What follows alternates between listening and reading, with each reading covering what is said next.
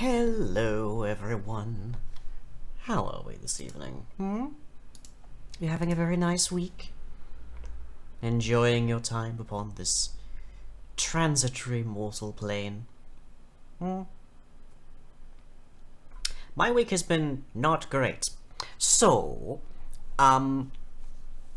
we're still making steady progress on finding out exactly what we can do about this being an unfortunate fly-tipping site. But rather unfortunately, that does not prevent it from being a fly-tipping site in the meantime. So last week, about a day or two before stream,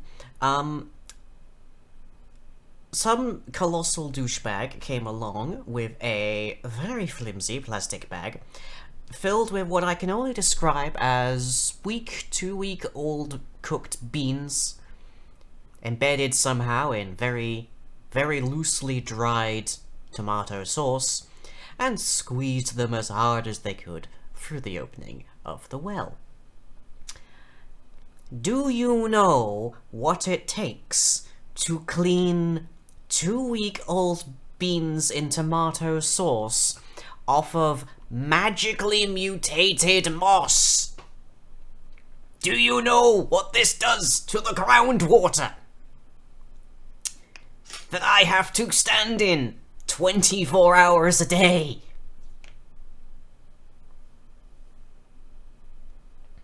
No. You're all much too lucky for that. So that's why you did not see me last week. In addition, the other one, I believe, was heavily impaired by a headache. So, yeah, beset upon multiple fronts, I suppose. But this week, we have a singular goal in our continuing play of Boyfriend Dungeon, which is, very simply put, to pet a cat. We encountered a pair of brass knuckles that apparently is a cat. This raises a whole ton of questions about how exactly this particular setting works, but we're not going to question them too deeply. So, yeah. We are going to follow Pocket. We are going to identify what Pocket likes, and we are going to pet that cat. I understand the internet loves this, so yeah, should be very fun. Anyways, let's get right to it, shall we?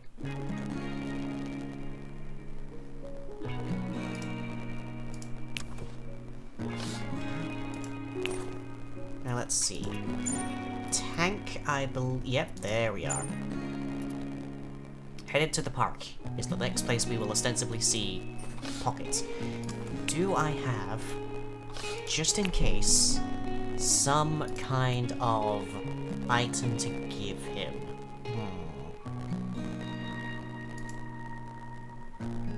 Let's see, what have we got?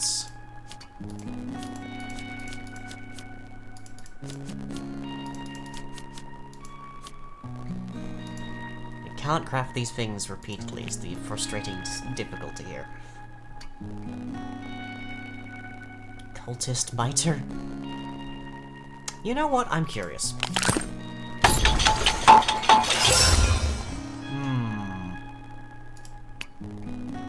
Very curious to find out what that does, exactly. Now that's pretty stylish. Storms or fashion? We should be able to make both. We have been kind of grinding the dungeons.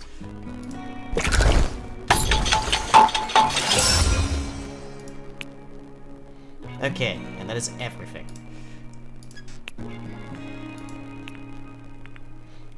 Doubles all damage. Oh! That's... Huh, okay, that is actually quite powerful.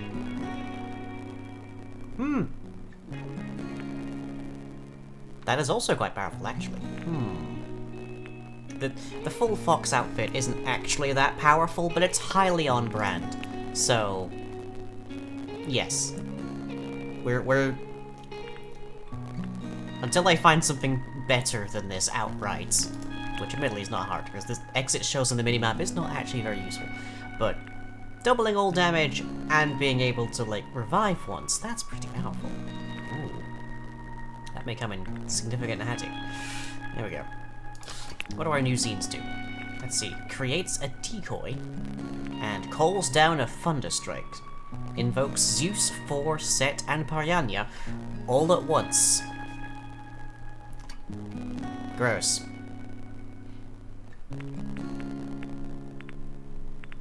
I think I'll stick with the chemistry scene for the time being. Well, actually, yeah, let's be a little more on brand and be a fireball. Yeah. Is that just your damage, or is it including damage received? That would be the sneaky thing, wouldn't it?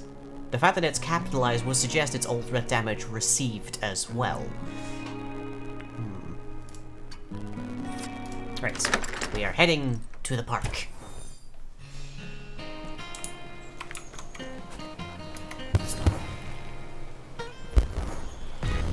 You find a familiar orange cat's tail flicking. You sit on a bench nearby. The aim is quite loud. Hang on.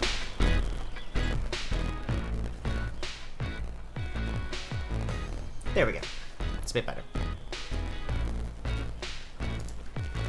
His collar still reads Pocket.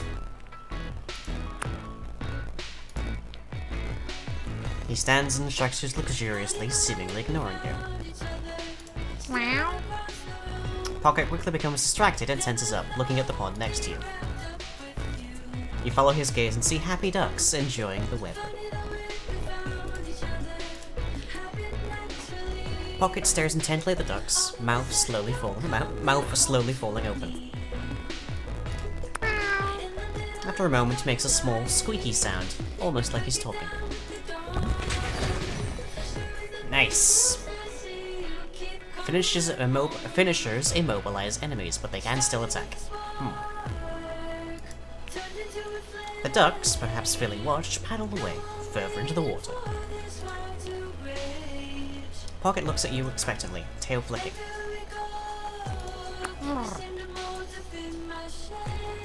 Hey. Your scintillating conversation is interrupted by someone approaching. Valeria, good to see you. Looking fabulous as always. She leans over and kisses you lightly, a smile on her lips. And this must be your valiant protector against the evil ducks. Pocket blinks lazily in the sunlight, a soft purr starting up. Huh. Can I pet him? If he lets you. She offers her hand to him, but he hisses when she tries to move closer. Aw, I'm a favorite.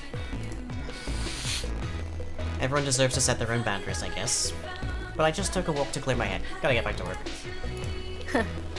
And away from these ducks. You be careful around them. Ciao. Her kiss goodbye is prolonged and sweet in the afternoon sun. When it ends, you open your eyes and realize Pocket has slipped away. You sit for a while longer, then head home.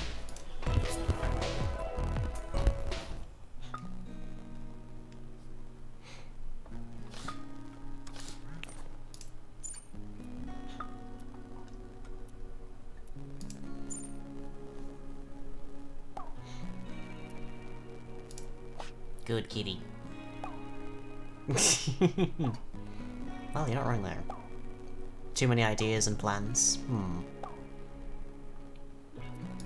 Let him free. Free him. Oh. Curses.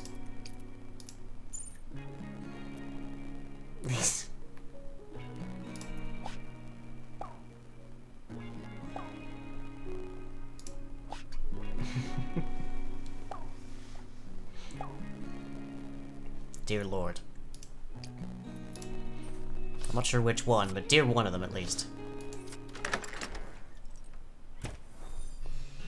Let's see. Now we can... Oh!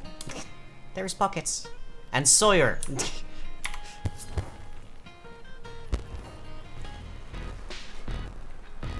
You find Sawyer enjoying the afternoon sunshine. Pocket crouches behind them. Such a peaceful, lovely day. And at least 3 days left before I have to turn in any other papers. Okay, so you are categorically a child. Understood. Pocket tiptoes closer, ears twitching. Maybe I should just take a nap, or text lying. Would that be too needy? Only if you can demonstrate to me that you've learned how to cook something.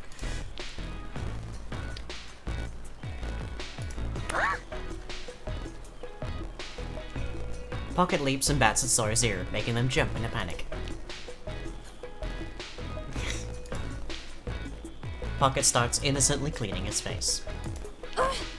Sawyer sighs, then notices you, making them smile. Hi. I guess cat buddies, hit each other. At least his claws weren't out, I guess. I should find lunch before I get back to studying. What do you say, Pocket? Wanna go find some free samples at the cat cafe? Pocket responds with a purr. Bye. Have a good day, Lying. See you later, I hope.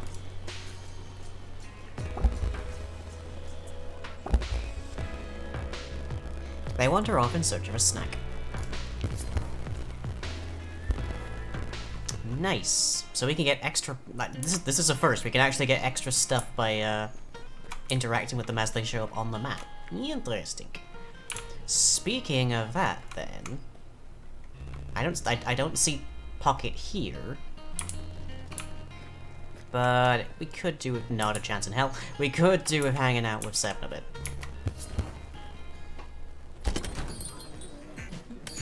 You pet cats for a little while with Seven. He seems on edge. I don't think the cats will recognize you. I get upset thinking about how sidekicks die in Chrono's side in that movie, you know? Unfortunate. It was predictable, sidekicks are always sacrificing themselves, it's dumb. Yeah. Would have been a way better hero. But if he took over for the protagonist, that would make him a villain, right? So, maybe it's possible. Sungwoo says the name change wasn't his idea, and our agent talked him into it. He invited me to make a duo with him, Lucky 7. I don't know if he means it. Meanwhile, I've been thinking about going solo without Sungwoo. It'd be tough, but if I'm ever going to take the risk and go solo, now is probably my best chance. But if that fails, I could lose everything I've worked so hard for. Man, I know exactly what you mean. It's hard when you spend like so many years and basically your entire youth building up a specific kind of career, and it doesn't fly off immediately, so you wonder about changing, but then of course you'll lose everything you already have, so of course you worry about being basically stuck in a dead end doing nothing. Sungwoo is the more popular one, so a duo would be more guaranteed to succeed. Seven releases a long, unsteady breath. I just noticed there is a cat just on the floor. Like right there. Baby. My thoughts keep going like this, around and around. How can I make a decision like this? Do you trust him? I trust him. I don't trust our agent. And Sungwoo can be impressionable.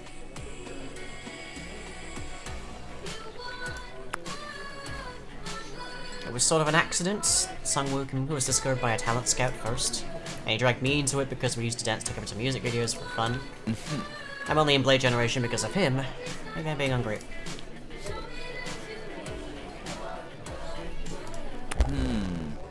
I want to be really good at something, and I want someone to love.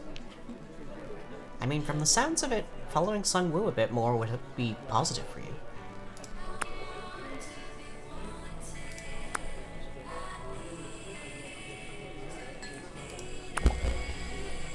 You got into this because of Sungwoo. You enjoyed dancing and doing music videos with Sungwoo. Stick with Sungwoo. Seems like the important part here, don't just leave him behind. It is so relieving to hear you say that. For a minute there, I was sure you were going to tell me to go solo.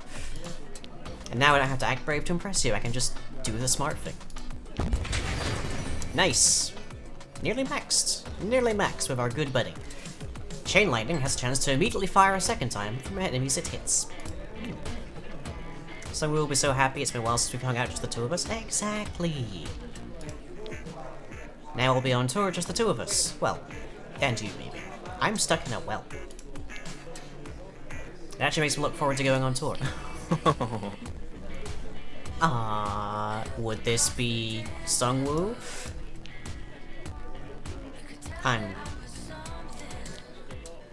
Ah. What? Yep.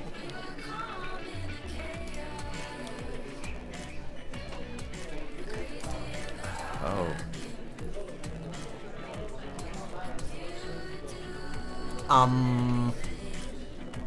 This has to violate some privacy laws.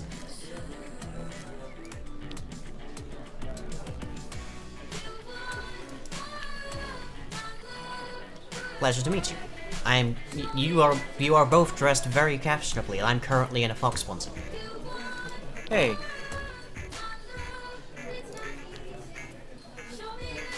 I heard he cut up some apples for you, so I guess it's serious.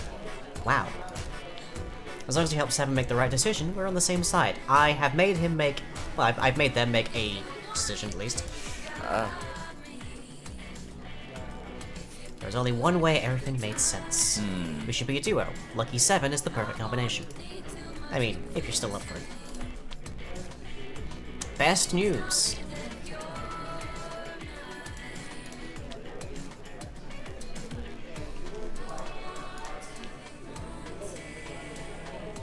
Okay, excitable. One condition, though. 7 raises an eyebrow. We've got a fire agent. She'll probably sue us, but it'll be worth it. She's toxic. I would agree with that if she's tracking you. What? Who's gonna line up gigs and promotions? We'll find someone. Maybe Lion can help us out. I am very good at weaving webs, as it were. Want to be an agent for summer? This would take me away from Valeria and Pocket. For the summer, try.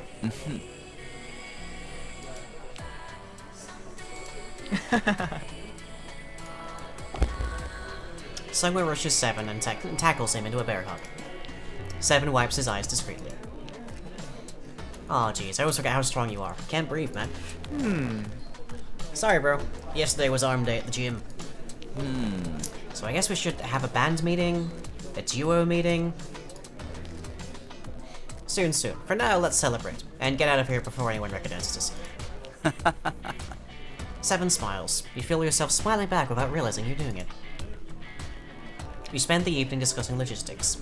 Eventually, you head home. Neat.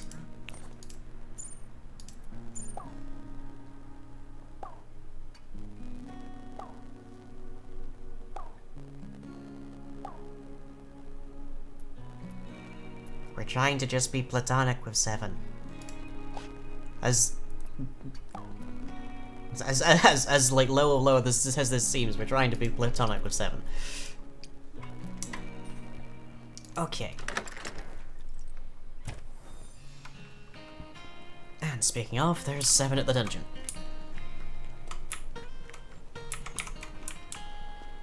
Is there any more sign of Pocket?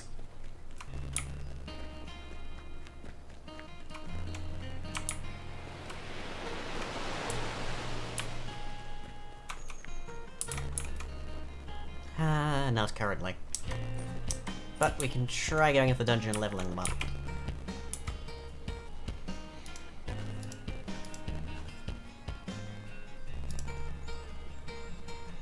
Let's start low, shall we? Or high. It's complicated. Let's golf. Let's do this golf style.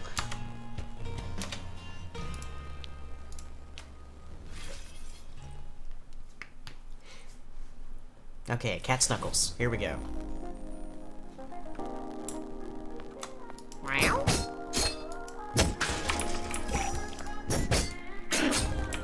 Okay, so we got a leap here. Nice.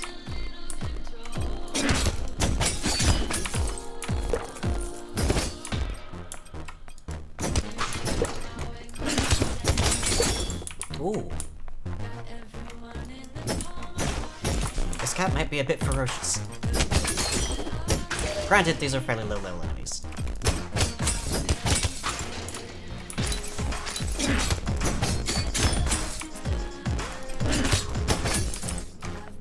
Intense purring. Ooh, pretty ribbon recipe.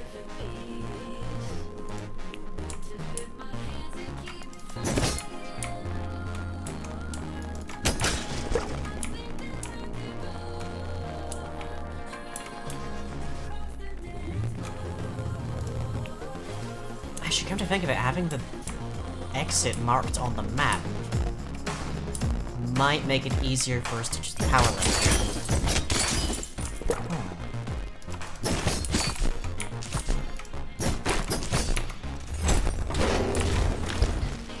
Potted succulents.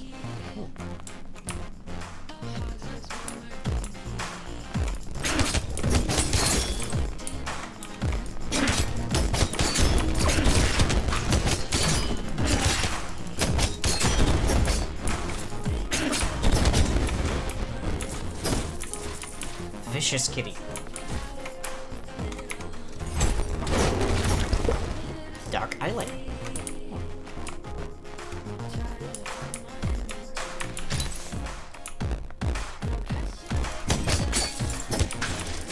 I don't think there are many scenes left for us to get. But evidently there's still some hats.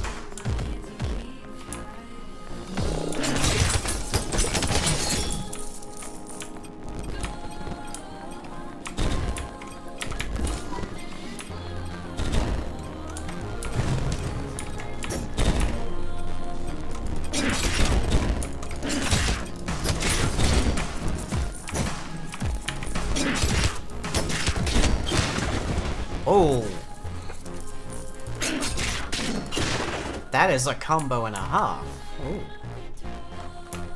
Gonna have to give that a shot.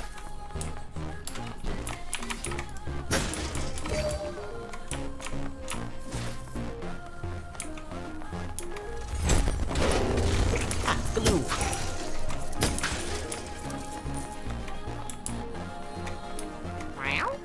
Pocket takes a few tender sniffs of the warm, summery night air.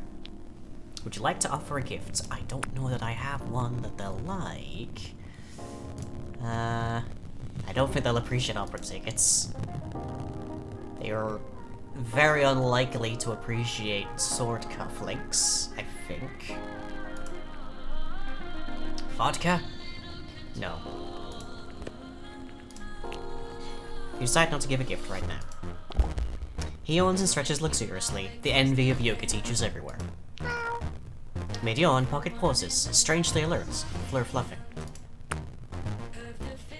You look around and realize you sense something too. Someone is here. A strange man steps out from the shadows, eyeing you both. Oh, it's you. Don't attack, I'm Venus Varnus. I know. Taking a break from the shop, but here, I'll give you a special deal. 2 fabric for 10, basically half the price.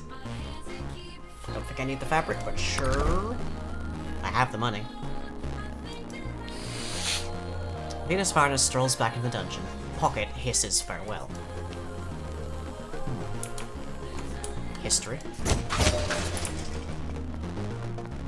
Did we just meet Pocket's ex?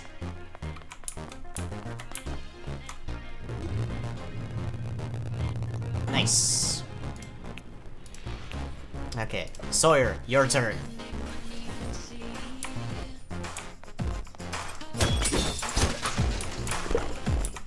Ah, dang, we figured out Pocket's like big combo. We didn't actually get a chance to use it. Oh well. There's always time.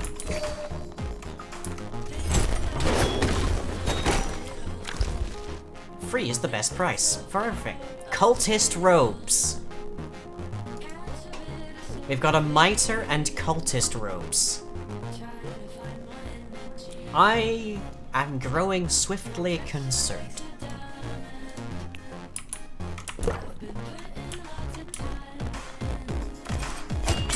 I thought this was the goofy fun kind of game where I could run around in a onesie.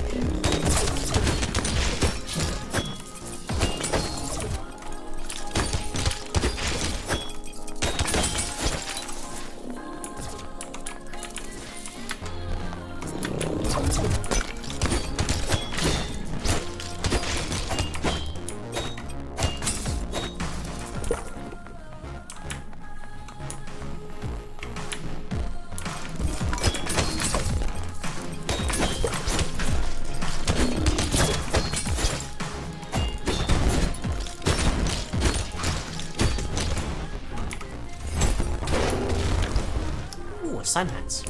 Cute.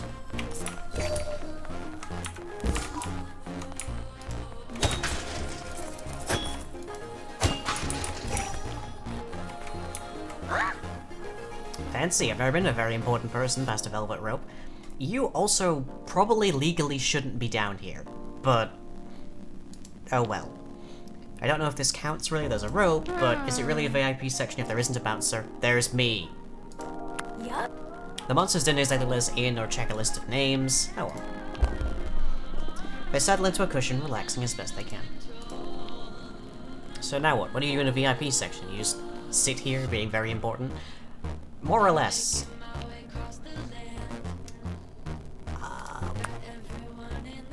No.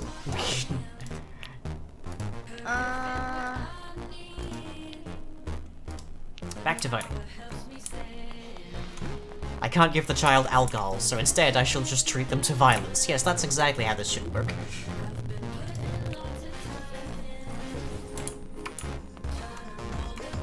Huh. Another long weapon to talk with. It's been forever since I've chatted with my poleaxe friend. Hi. Hey Pool Q, how's it going? Knocked anything over by accident lately? The Pool Q doesn't respond. Sawyer squints at the Pool Q, which remains motionless. I guess I am. Oops. I just wanted to make another long friend so badly. How embarrassing. Most weapons are light and slashy. I feel self-conscious around them being all unwieldy. No. I guess we can't judge based on the exterior. Thanks for being vulnerable. I'm very squishy. Let's get back to it. I'm very squishy, and most of my means of combat are retaliatory.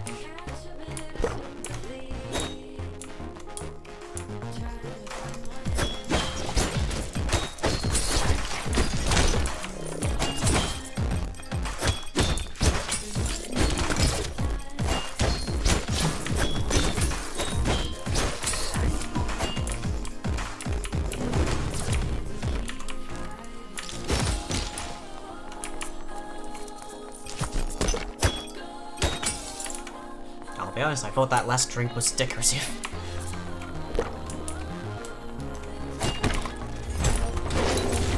New hats. Night helmets. I sense that there are some contrasting themes developing in this particular art direction.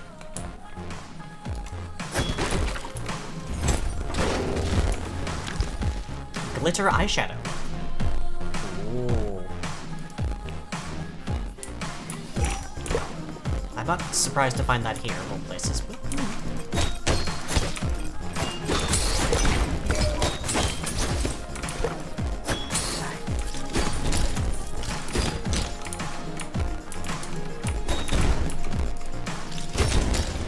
I'm down.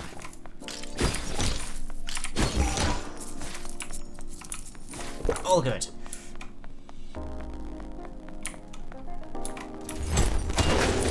New shirt. Wanderer.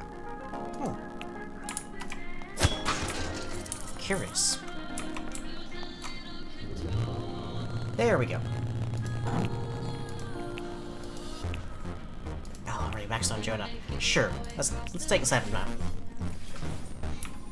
Lightning time!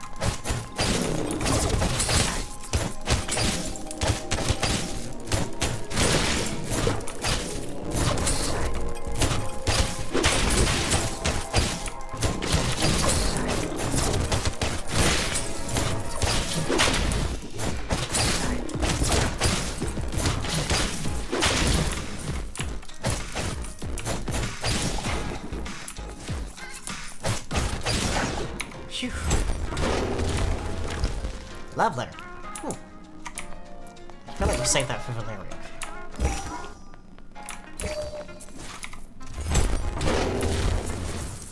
Hope this isn't stealing. No one will ever know.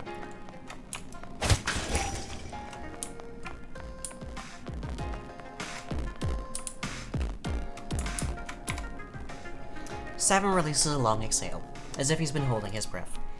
You sit together quietly on one of the benches. Can't see that many stars here in Verona Beach anymore. Too much light pollution. When I was growing up, I loved stargazing at the constellations. I even had a little telescope. Both science and the myths, I guess. Yeah, giant balls of gas, who are also heroes and creatures. Wait, giant balls of gas? I tracked my favorite constellation every night, the Pale Dancer, an old goddess of death and victory. Ooh. Then we moved to Seoul and I couldn't see constellations anymore. I watched music videos instead. The main 3 stars anyway. Look, there, just over that chimney, for a triangle. He points and you squint. Eventually you find the triangle of stars he means. I feel like 7 isn't much for opera.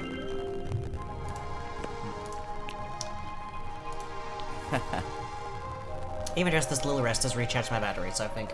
Let's get back to it. 7 stands and stretches into his energy blade. You feel his warmth in the electric crackle.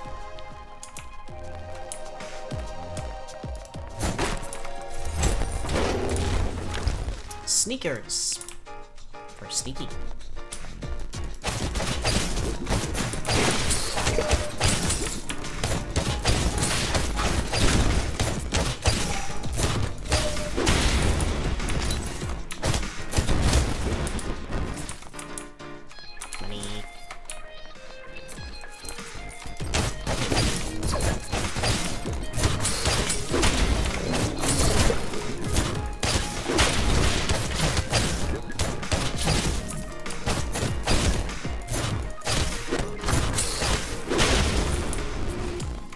Okay. So despite appearing to be traversable, that is not. Duly noted. Bouquet of daisies.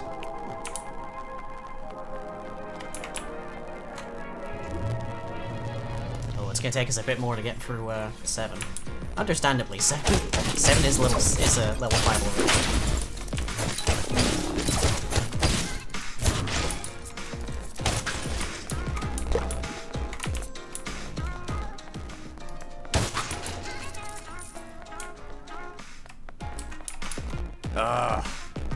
These fancy drinks always look like an awful lot of effort.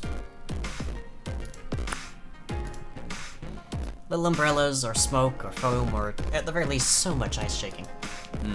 Maybe it's because I don't really drink much, but I don't see the point. Okay, noted. Vodka, bad choice. Maybe I should be glad I don't care about novelty much. Seems expensive and tiring. Says the man with the dyed blue hair and the undercut. And the one earring.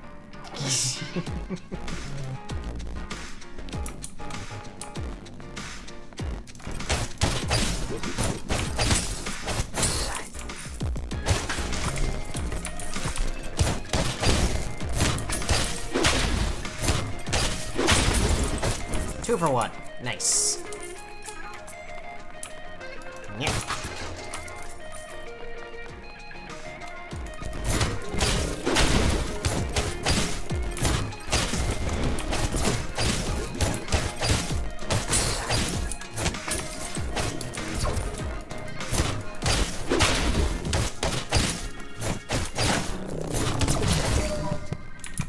I'm fine. I'm fine.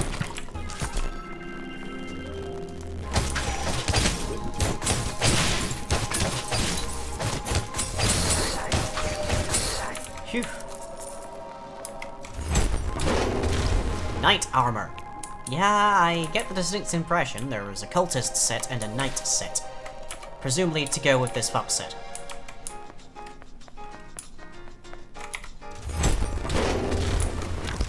Starry Night.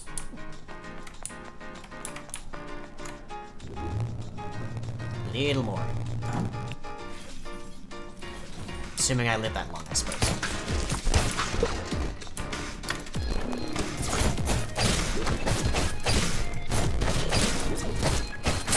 Big laser.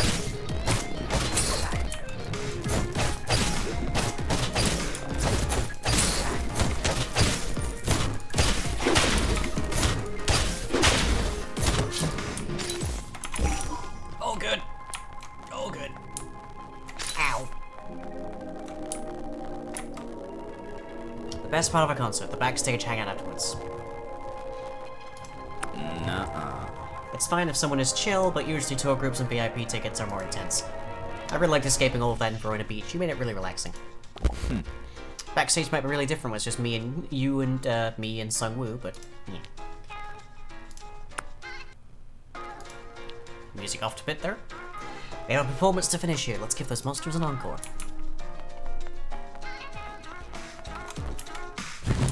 Whoop that in. Wah.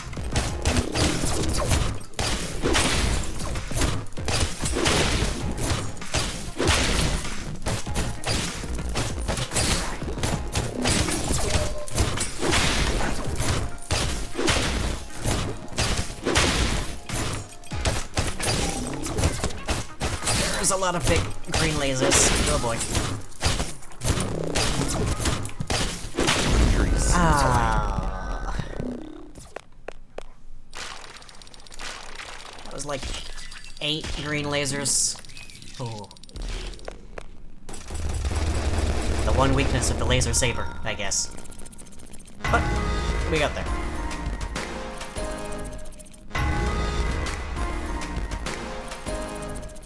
Wait, so qualified is a higher grade than professional? That's disconcerting.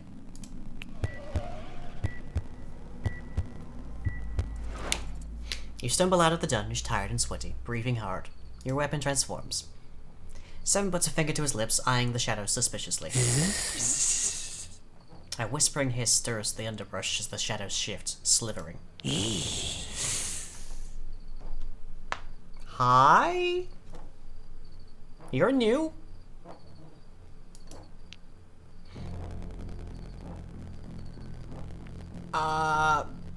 State your business? The stranger smiles widely and takes another small step closer. Your skin crawls. He raises his blade arm and swings it in an arc, narrowly missing you. Huh? This isn't like my usual stalkers. Let's get out of here. Now. You split up and run into the night. It doesn't seem like he follows you, but you still lock your door behind you quickly when you arrive home. Did that mean he followed 7? At least I didn't finish the— oh god, could you imagine if I finished up with Pocket or Sawyer? Presumably he would have chased them.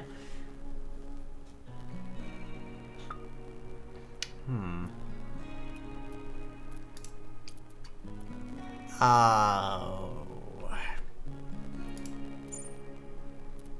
We live near the Paradise Lost Cafe. Okay, right. But also...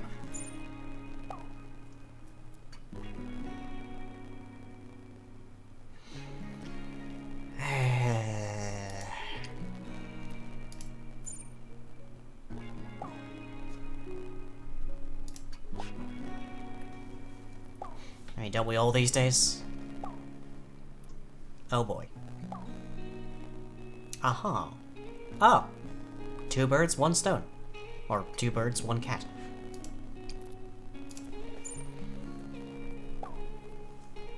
Oh, is this our indicate that summer's nearly over? Ooh.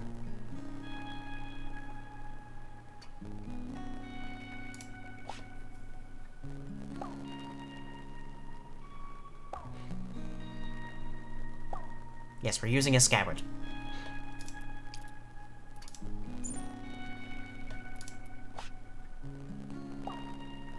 Huh.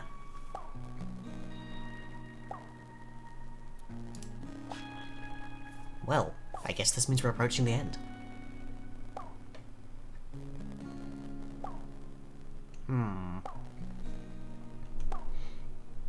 Huh. Maybe he's up to something? Absolutely. But he's always up to something.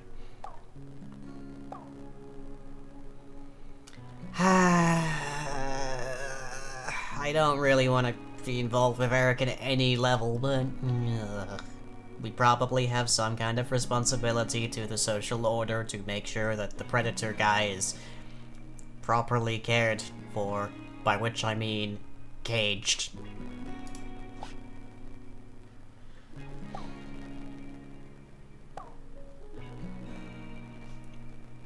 Wait, hang on, neither of us is a weapon. Oh boy. Either this is where I find out that Jesse is in fact some kind of magnificent weapon, or we're both gonna get stabbed and have nothing to do about it. Oh dear.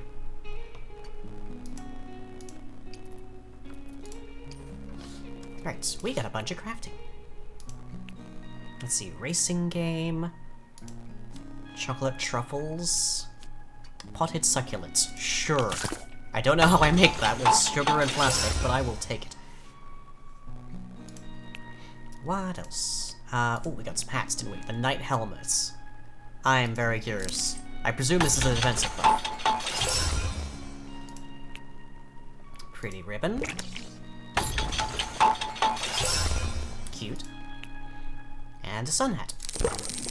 That is expensive. Futurist, starry nights, cultist robes. And wanderer. I know, I'm fairly certain the cloves don't give buffs, so I'm... Racing game feels like something we maybe give to Sawyer.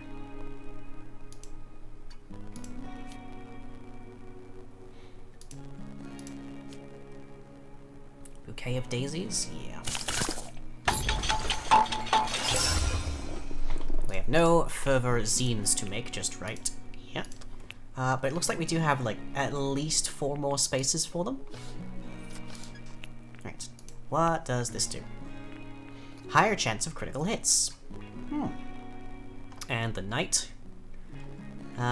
Carry more beverages but fewer zines. Okay, so that's a strategy balancing hat then. Enemies get stunned when they damage you. Blocks the sun, not monster attacks.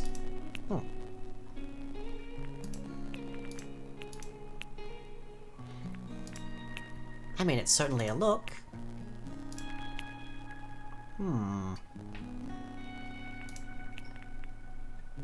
Sure, let's try that. Let's go see the cats, and also the child.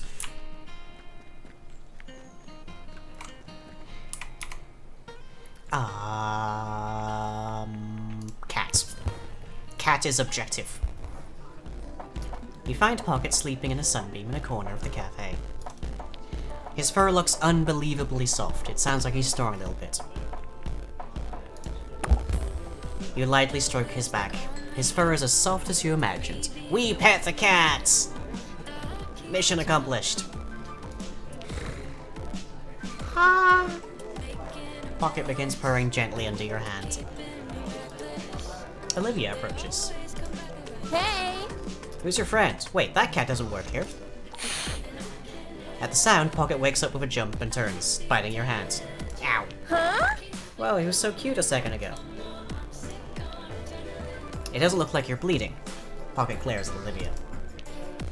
I love cats, but I wouldn't pet strays. It can be very stressful for them. Not quite a stray. He hangs around here, but I guess he has a collar. Someone must live in. Wonder what he's doing out here. Pocket licks his paw and rubs his face. Oh, he's having a little bath. That's the cutest. Pocket stops licking to glare at Olivia. Sorry, I'll leave you two in peace. As soon as she leaves, Pocket makes a small mew. Would you like to offer a gift? Sure. I don't know how you'll take this home, but have a succulent. Nice! Pocket's eyes light up as he gnaws on a stubby succulent leaf. You stare into his big yellow eyes. He stares right back. Pocket approaches your hand warily, making eye contact with you the whole time. He sniffs where he bit you, and gives it the tiniest lick, as if in apology. It's like sandpaper. He abruptly decides to nuzzle your hand, rubbing the side of his head against your knuckles. Okay, enemies take extra damage when hit while immobilized, or enemies are also briefly stunned when immobilized. Let's go playtime. Playtime or forceful?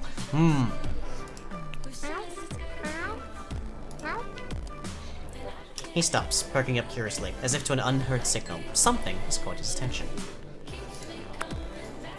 He slinks outside and you lose track of him. A few moments later, you hear a cacophonous racket of hissing and growling. Pocket sprints past at lightning speed. A rough-looking street cat steps out of the alley, looks around, and goes back inside. You head home. Strictly speaking, releasing cats in urban areas is bad for the local ecosystem. They're very good at just wiping out bird populations, but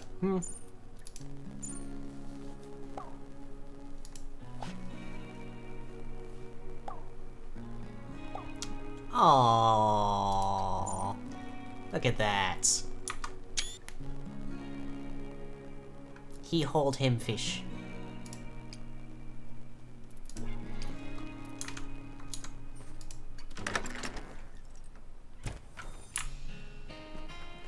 Okay, Sawyer's project.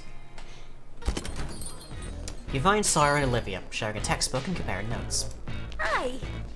Oh good, you made it. Olivia, meet Lang. Hey. Oh, we already know each other a little bit. We hung out here, in fact. Funny, like earlier today, in fact. Well, Lang fits the bill of a gig economy worker who has college education.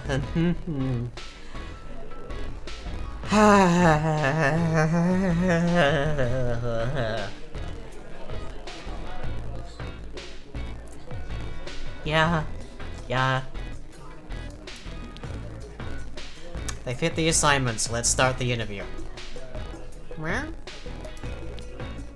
Oh, Kitty, we should interview you instead. You're a gig economy worker too. Technically, they're a salaried employee. Not sure a cat cafe counts as a gig. He gets room and board. Yeah. Although that's not terribly different from how it used to be with laborers.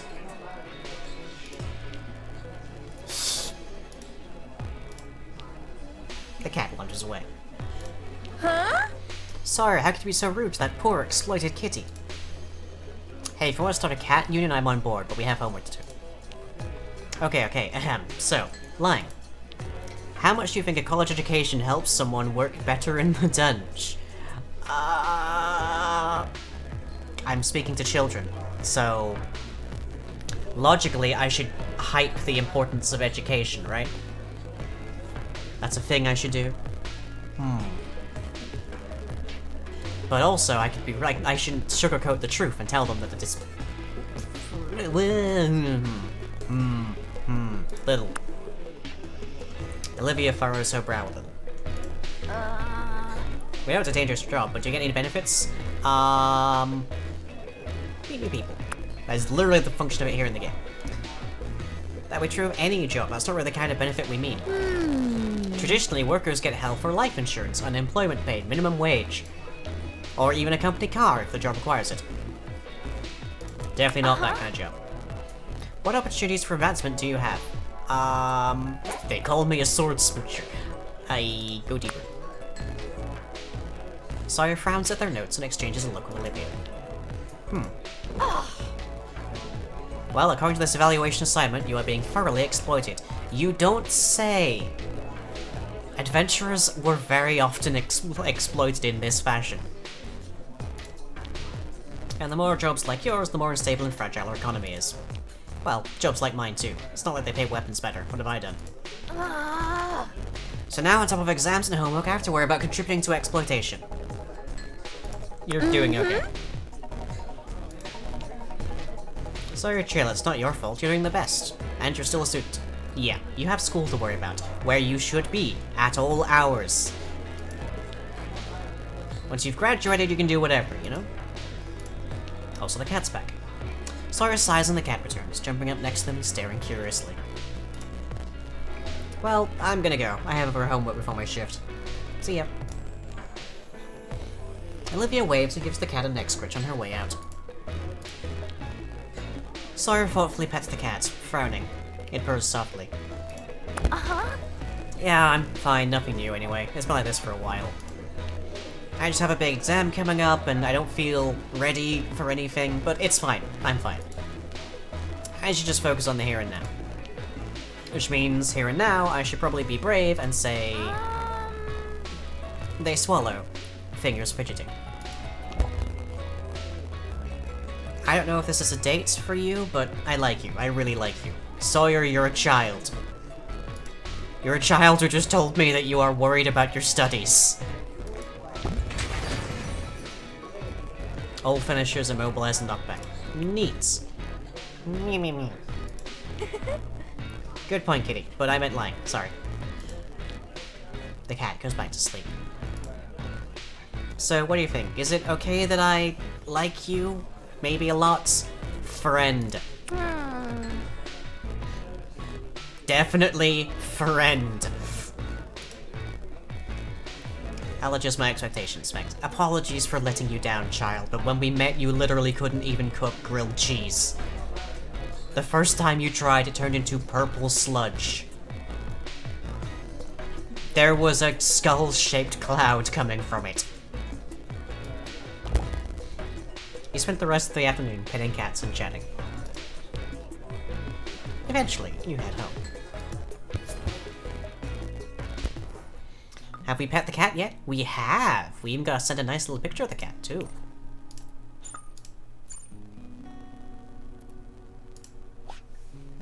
Well done, child. You have an exam. So, no. But, yeah. Let's see, where... yeah. There we go. We got sent picture of cat. He enjoy him fish. I am sure there will be multiple additional opportunities to pet the cat.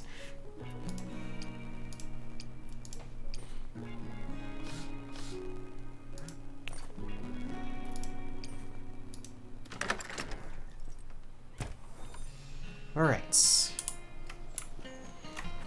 Where to next? Well, we have a date with Valeria.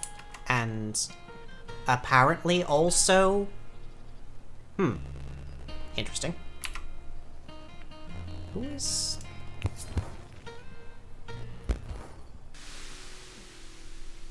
You wander around until you find the corner of Mercutian Atwood.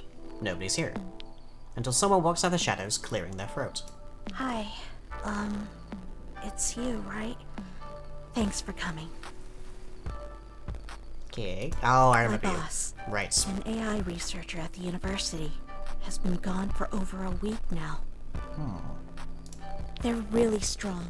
Way stronger than anyone I've ever known. But... a new wing opened under the university, near their lab.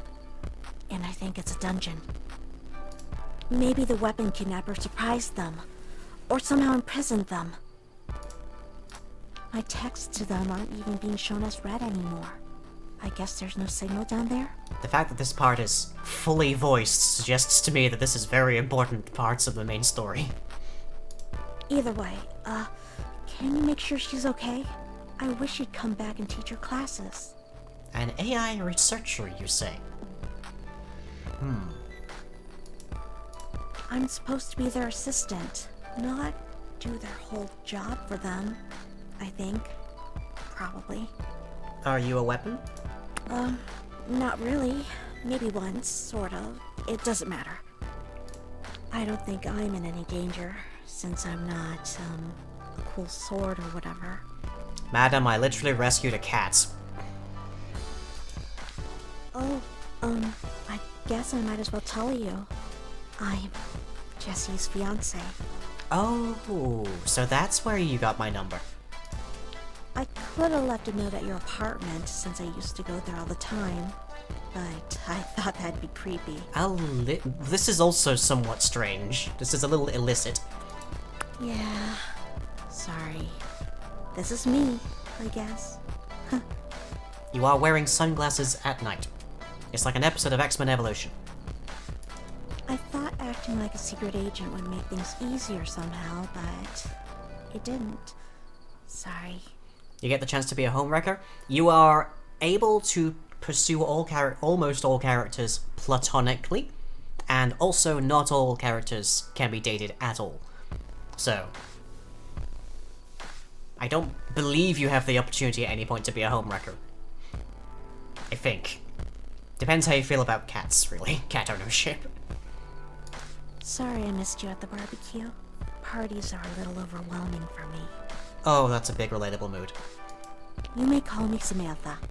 I should get back before Jesse gets worried. Yes, and potentially before he thinks that you're literally stepping out on him. Hopefully this can get resolved soon. I can't sleep because I'm worrying so much. And how am I supposed to plan a wedding when I'm exhausted and overworked? Never mind. That's not your problem. So, let me know if you find anything. Bye. Good night. Okay.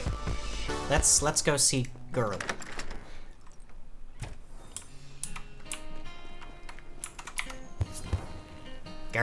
Girl. The museum looks deserted when you reach it. In the dark, it looks somehow forbidding. It's quiet. Too quiet. You shiver involuntarily. Maybe that's why you nearly jump out of your skin when a hand descends on your arm. Another hand covers your mouth as you're pulled into an alley. Jeez. The Roses of Venus have been doing graffiti for years. I've been doing this for years. You're in good hands. I promise, this is gonna be fun. Who's your paramour so far? Pretty girl, pretty woman, dagger, Valeria. This is not her usual outfit, but her usual outfit is woof. Valeria smiles crookedly, her eyes glinting in the half-light. Thanks.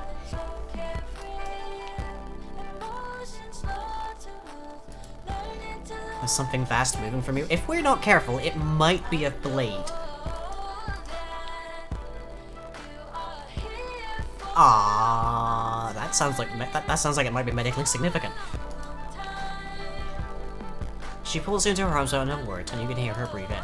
God, I love the way you smell. Are you okay? Yeah.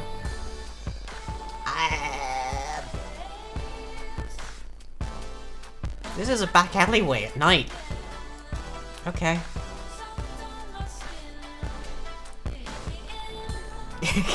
She seems fine. A bit more than that. Valeria's foot jostles the black duffel bag at her feet and it jangles. She springs back with a hiss and glances around. Don't think anyone heard that. Lucky. She casts you a rueful look. We should focus on Roses of Venus business. Never a civilian? Nope, you're the first. Jess brought her fine art professor of colors to one of her murals once. She tried to convince her to accept it as a final project. Not at first. Jess convinced her. She's good at convincing people to do things for her. That seems like a character assassination. Valeria hefts the bag over her shoulder and points towards the wall of the museum. This is a good wall. See how nice and smooth it is? I've already primed it with satin paint. Takes up color better that way. She zips open the bag, revealing an array of spray paint cans, paintbrushes, and paint. Pick a color for me. I need inspiration. Blood red. Huh? People think of blood as violence, but blood is nurture, it's life. Valeria hefts the paint that you chose, juggling it from one hand to another. Impatient, can attack in the middle of a roll. Her face is thoughtful, almost preoccupied. She turns to look at you, and her eyes... For a moment you feel almost alone, as though Valeria isn't with you. As if the world around you is tissue thin, beneath it something blazes with color, and just as quickly the moment is gone. Huh? Did you feel that? Her voice sounds shaky. You're not sure what your voice would sound like when you say. I wish I could say that's never happened to me before, but right now, we have a job to do. She marks the surface of the wall, dividing it up into halves, then quarters. After a moment's hesitation, Valeria hands you the paint can. You're my muse, aren't you? Paint something. Historically, muses aren't the ones doing the painting.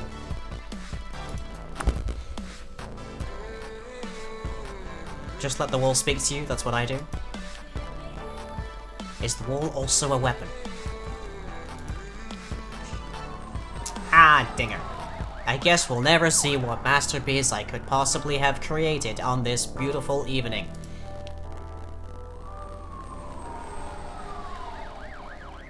That's not all police. That was definitely a fire truck. Something is on fire.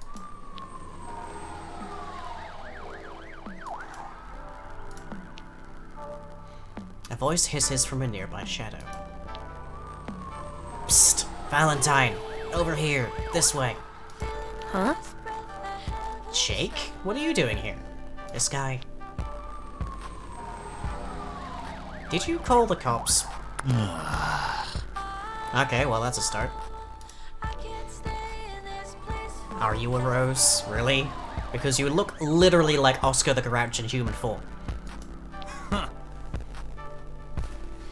Uh-huh. Right. A siren sounds far too close for comfort. Do you want us all to get rested? Let's go. I don't trust you, but...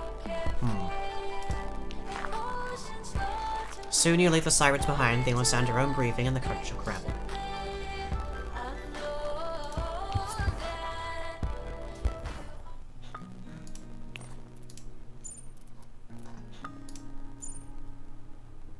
Good thing Jake was there. That was close. I'm still not 100% certain of him, but Ah, we have things we can craft. What we got?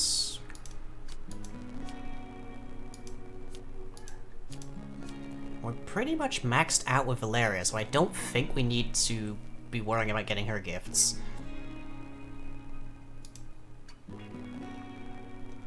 Might as well craft that since I have a massive abundance of sugar.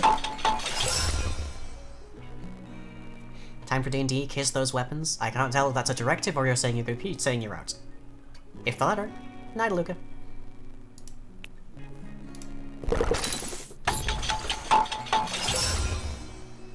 Achievement gets Retro Enthusiast.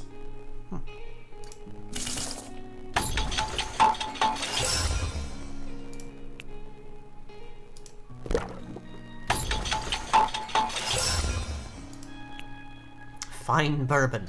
We are not giving this to the child. Marsky Cologne.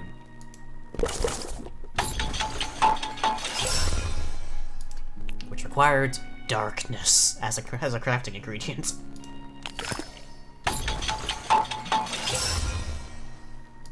Sneakers, which are apparently a gift. Okay. Glitter eyeshadow and a travel guide. Is the travel guide a zine? Because all of the zines required glue to make. Can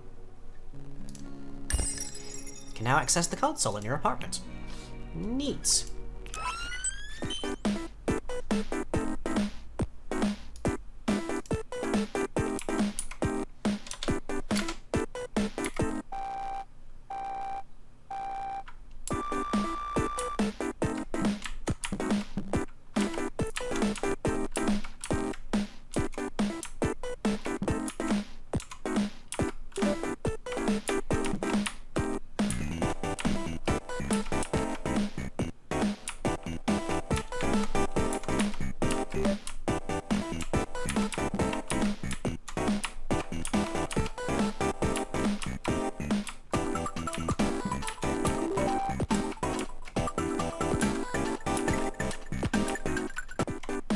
Well, this exists.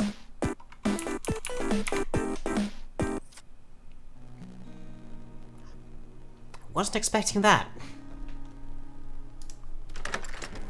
But okay, I guess we've just playtested that. Let's see, Verona College. Ah, well, Jesse's done a lot for us. Let's do something for him.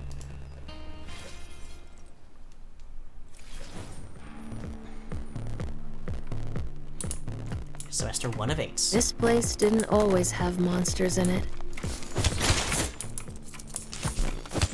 Cool. I just got attacked by a stapler.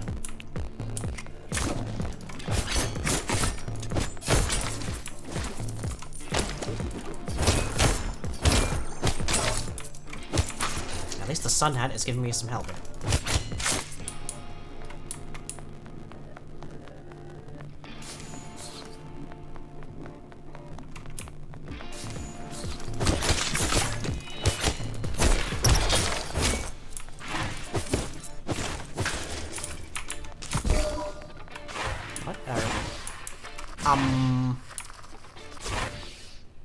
Okay then.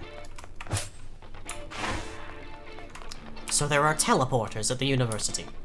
Understood.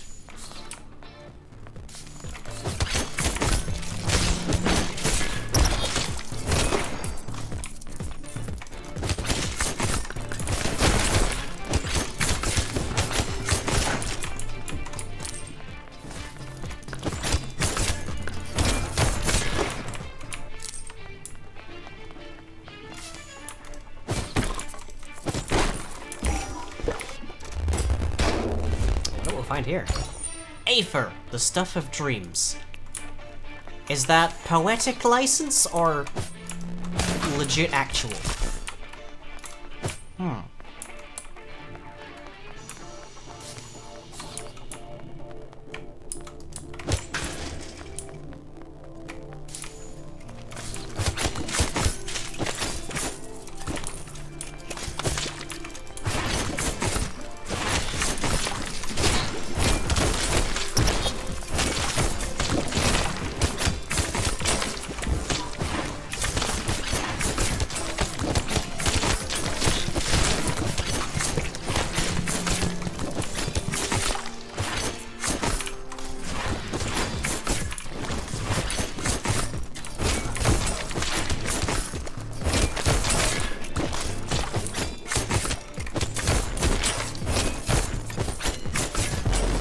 Okay, that was rough.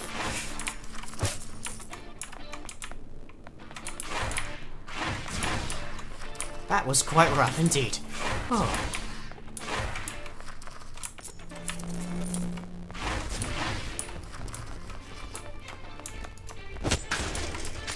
There was meant to be an optimal way to do that, it was not clear to me. Oh.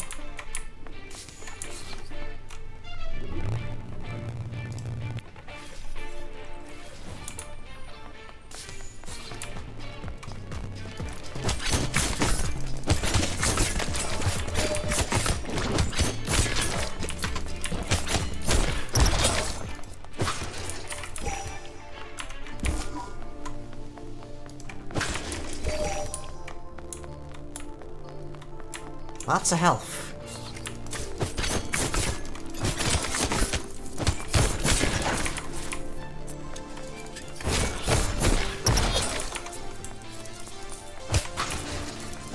Destroy the copy machine.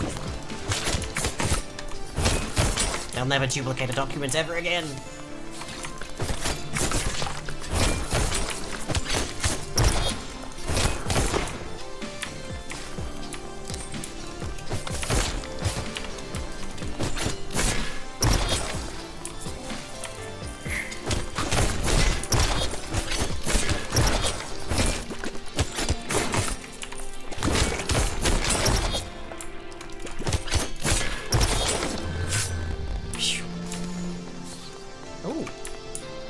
Multiple saves. Surfboard. Oh, we can use that with our ex-friend.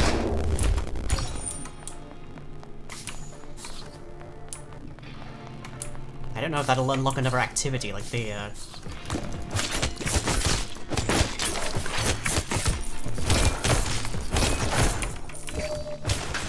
like the video game did, but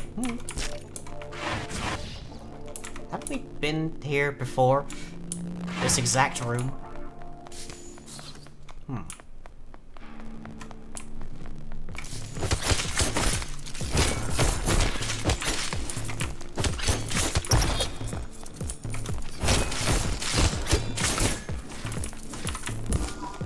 We're doing okay.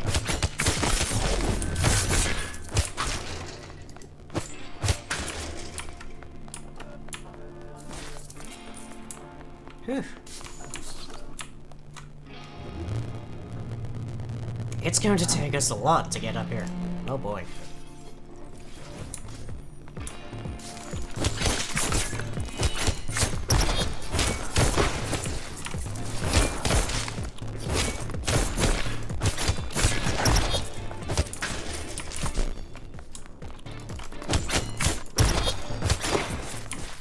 I should definitely be throwing fireballs at things a lot more, shouldn't I?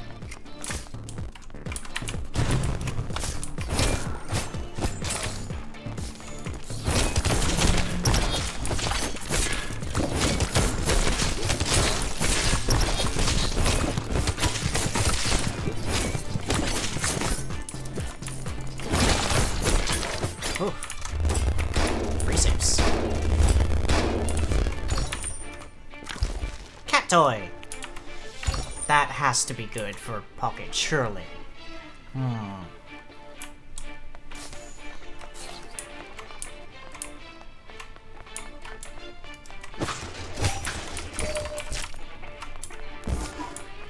Okay.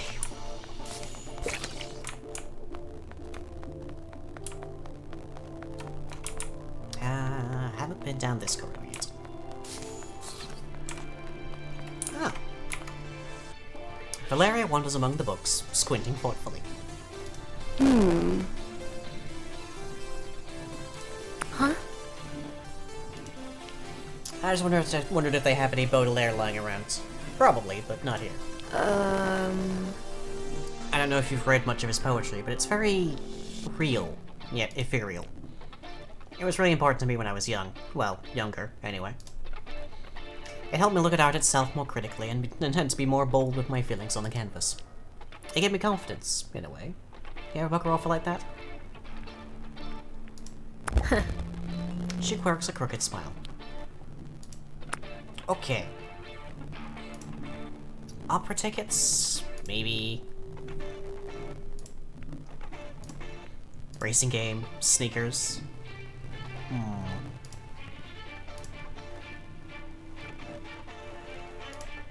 Sword cufflinks feel like an obvious thing.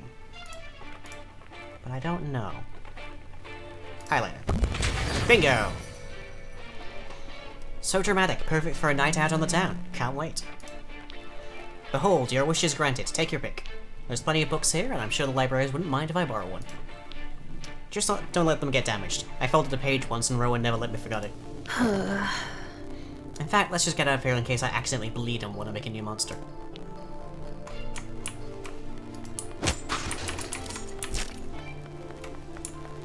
Is that how it happens? Is that how monsters are made?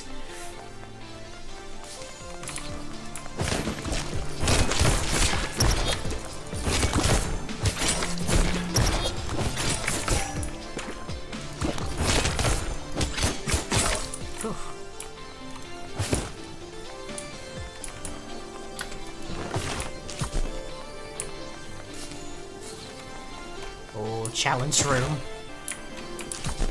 Do we dare? Do we dare? We dare!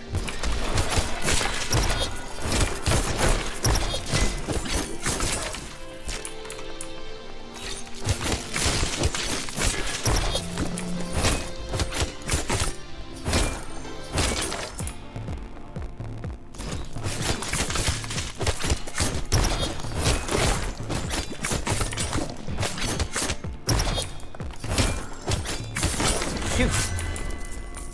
Teleporter. Where's this taking us? Oh, you again, huh? 1 second. Need your glue. Oh, hey, snake person. Hello. I'm off duty here. I'll turn into one of your fears later, okay? Jeez. Ah.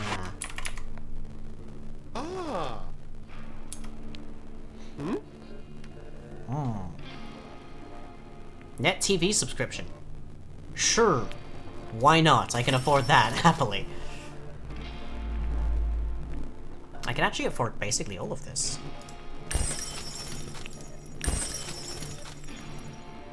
I don't think I need any more wire, and I definitely don't need much more sugar. Actually, I could do with a little bit more wire, but not that much. And I don't know what use A-Fried is just yet, so I'll leave it.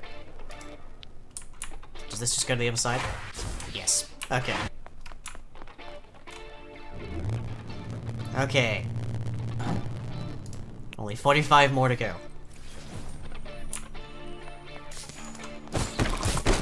Hello. The ornate hammer trembles in your hands, then transforms.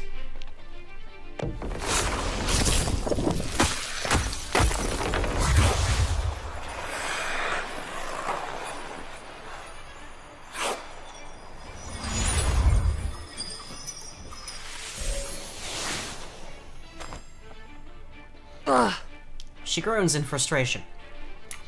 you've got to be kidding me. Stuck as a hammer again?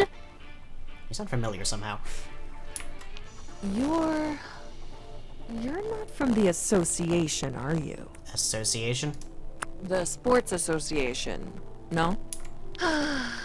She eyes you suspiciously, then sighs. That was frustrating, but I guess it's not your You fault. didn't seem damaged, at least? I really am glad I'm not stuck in hammer form. I should thank you. Do you want to come by my gym for a smoothie sometime? I am literally 2 feet from my girlfriend right now. I'll let you know when I'm there, if you want to join me. Oh, by the way, I'm Leah Martillo. I'll text you. Maybe. Aha. She hurries away, looking embarrassed. Okay then. That was a thing that transpired. In fact, I'm literally holding my girlfriend at this exact hot second.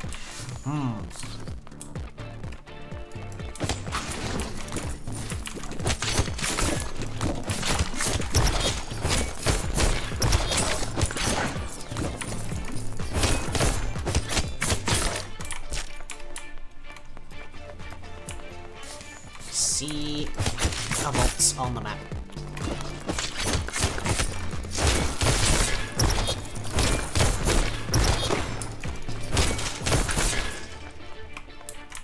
Ah, 2 volts.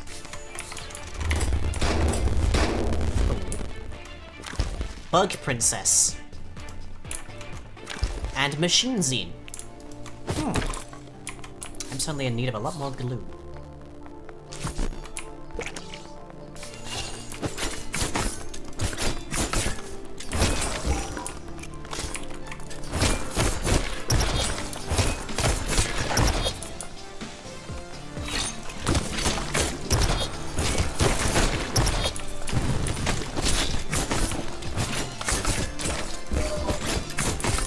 Thank God, health is something they can drop. Ooh.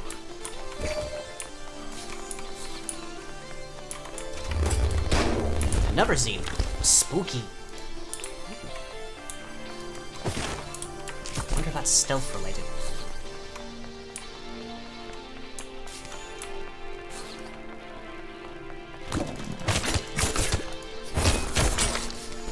Morgaloo.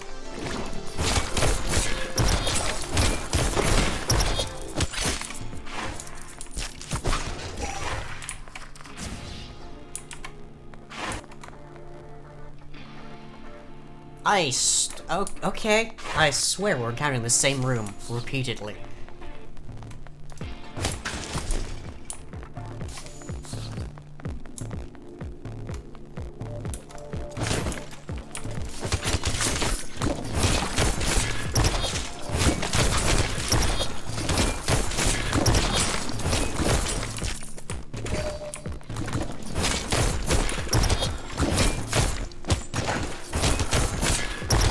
No red racers.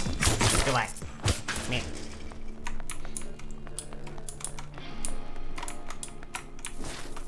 Oh.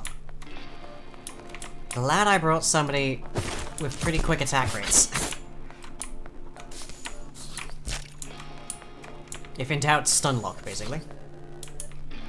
Oh, what's this? Wanna play the modern version of Russian roulettes? Huh. Feeling lucky enough to look yourself up online? Not in the company of, people I like being in the company of.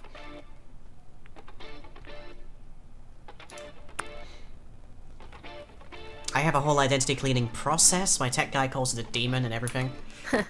He decided to test her confidence and do a quick search for her name. Sure enough, 0 hits. I sell under various names when I have to. I choose my risks very carefully. What about you? If looking yourself up isn't your positive choice, Yeah? what gets your blood pumping?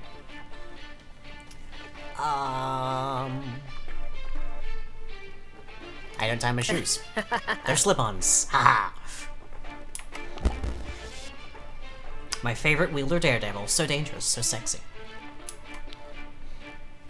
Ah, I don't think I have any more gifts that she'll like. Think fast. Oh, maybe don't throw yourself as a knife at me. Alright, where haven't we been? Over here. I think this is the last we'll need to get the last date with Valeria.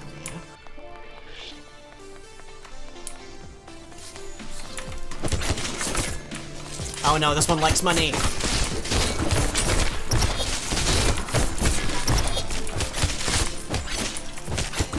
So of course this is the hard part. Ah.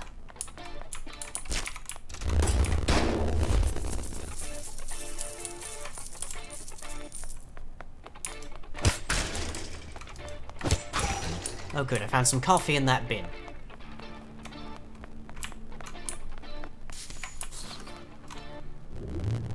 Yes, there we go. How do I feel about bringing a different person in here? Pocket, maybe? Pocket. Let's bring the cat to school.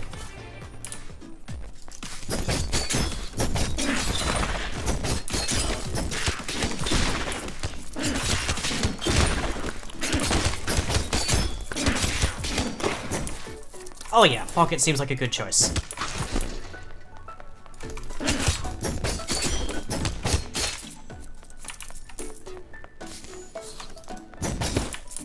Oh, Pocket went art class. Pocket stands on the barrel in the center of the easels, sniffing the air. After a few moments, you realize he's staring at you intently. You wonder what he means. To be painted? Ah. You pick up a paintbrush and scribble with paints on one of the blank canvases. He poses for his portrait proudly, for about 30 seconds before getting distracted.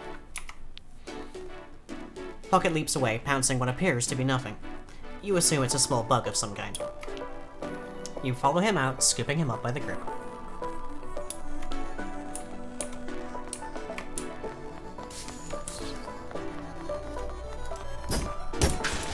I get the distinct sensation that this area is going to be very good for leveling basically anyone but Valeria.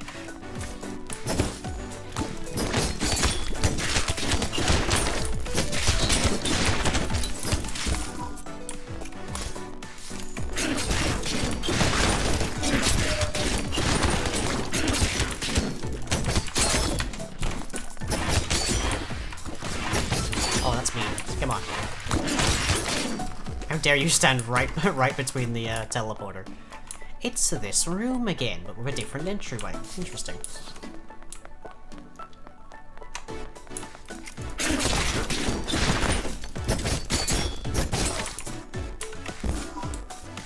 We're doing okay.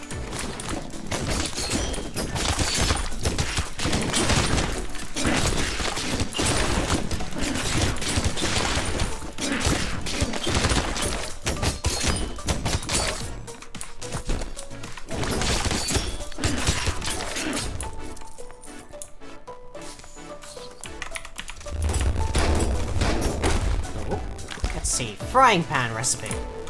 And doppelganger recipe. I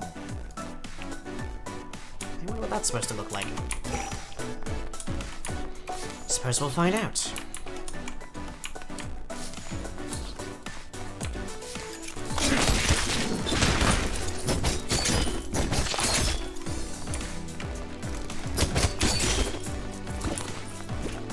Nope, can't go through there yet. Okay.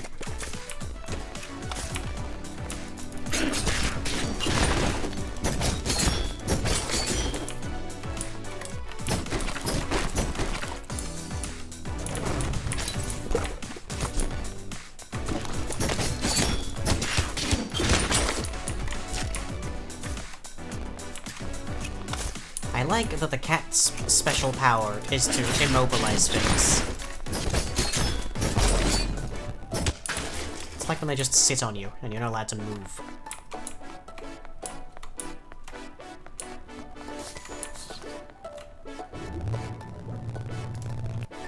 Nearly there.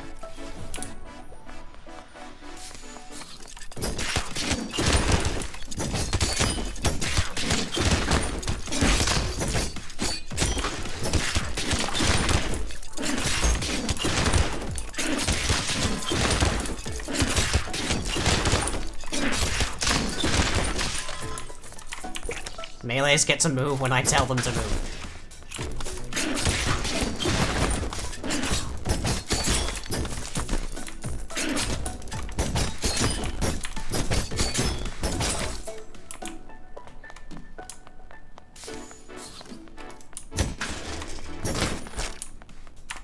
Is this a trap? Nope. Money, help.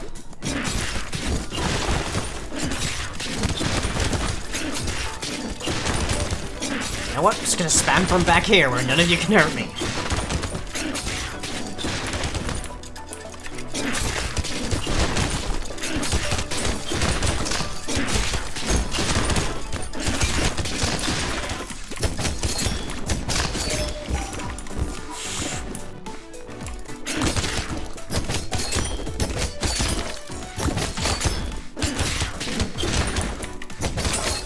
Ooh. One more marker.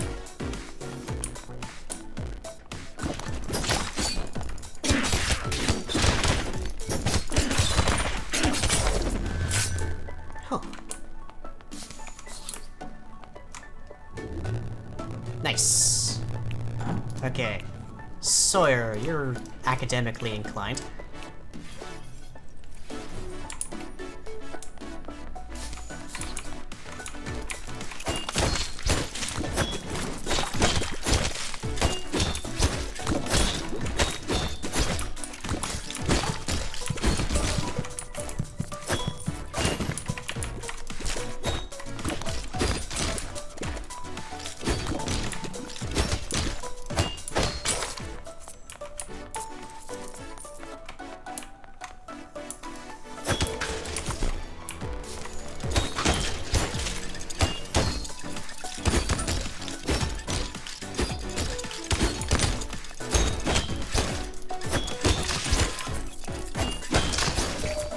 I feel like X-Frame would be helpful.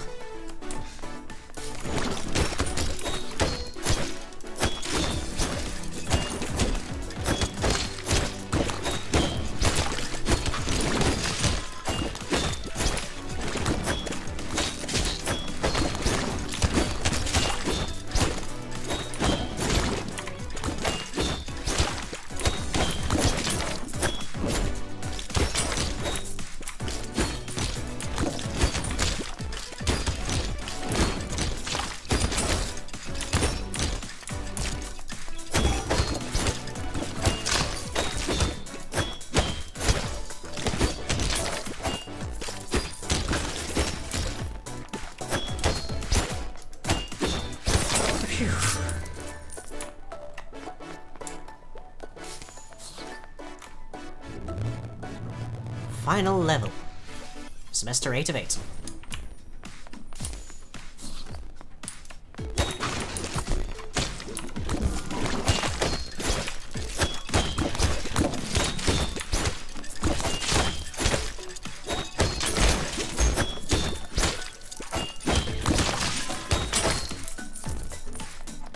So I presume the missing professor's down here.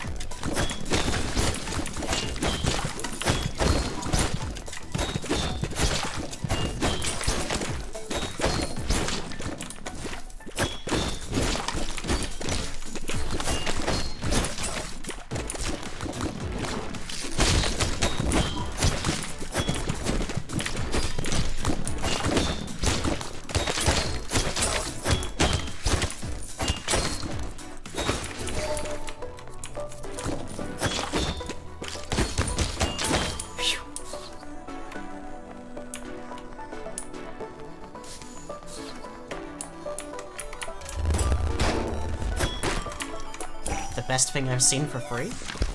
Paintbrushes. You have low standards, sir.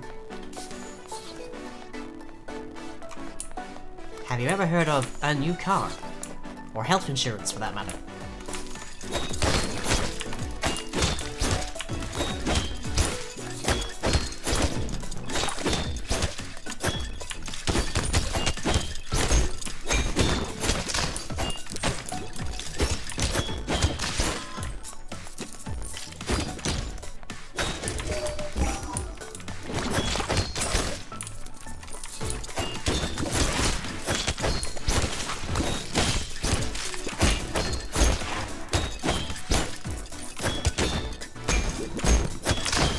Oh, those things hurt. Those things hurt a lot.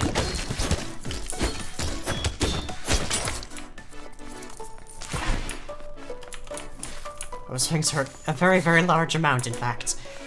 Oh.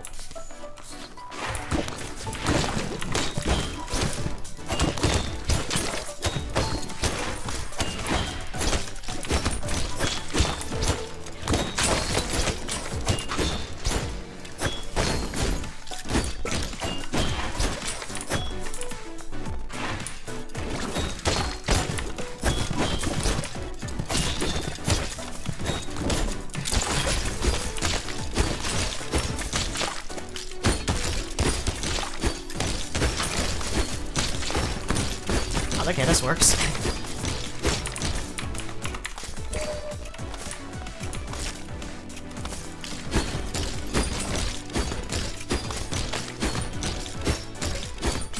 Phew.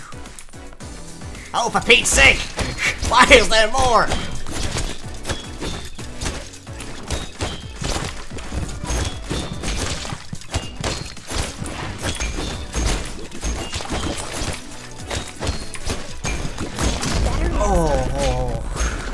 They're still going. They're still going.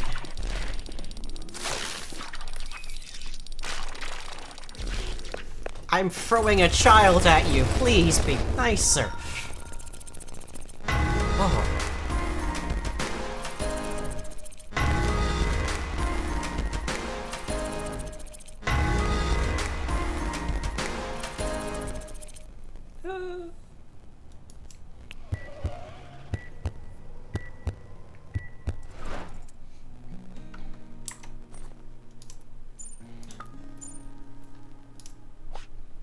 This sounds like a joke, I know, but still.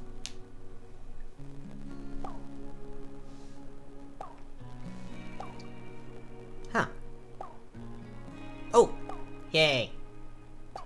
Didn't eat breakfast, so he's probably hungry. Okay. Vegan cheese everywhere? Not really. Sick of grilled cheese. Oh. Sawyer! Cook something else. I just got out of an ambulance, but okay. Child. Wow! Huzzah! I tried googling cheese recipes, but they had all these Stop eating just cheese! One of them had like 50 photos of a vacation to oh right, yeah. I probably could have figured it out myself eventually, but I haven't really been sleeping. Uh-huh. It's stressful having raccoons living in your dorm vents. And I guess summer finals are coming up soon too. And I'm starting to wonder about everything. It's not a warm, fuzzy feeling. Even if I get straight A's, am I wasting the peak years of my life going into debt? Possibly. And for what? I'm studying history, burying my nose in the past while the future burns. You've got a lot left to go before you get to the top of that particular hill. If I quit school, maybe I can do something to really change the world. No. Volunteer for the next mayor's election campaign. Still no. If I wait until after I graduate, I'm being No. No. Sawyer. Bad. If you wait until after you graduate, you will be most academically and qualifications-wise capable of assisting people.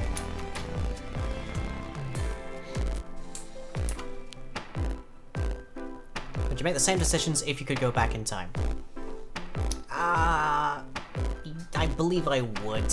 It's better, like, once you start this kind of thing, it's better to actually, like, finish it.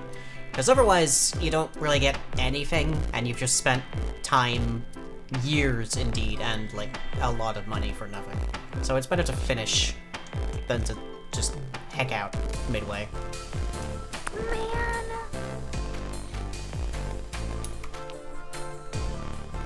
It'd be silly to throw away what I have. Exactly. Except I know I'm drawn to you. With your support, I feel like I can do everything. Oh. Let's see, overwhelm, immobilize lasts longer, or the glaive can grow further. I think overwhelm's better. Even find a boss battle, like making pizza from scratch. Oh, you child. Maybe this time I should just watch. If I touch it, I'll just ruin it. I believe you. As not very much, but I do. Oh boy.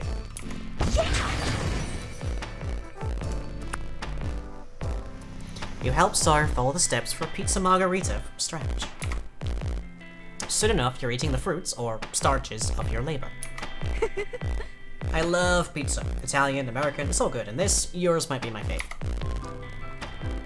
This is actually better than restaurant food. How? Very bad restaurants.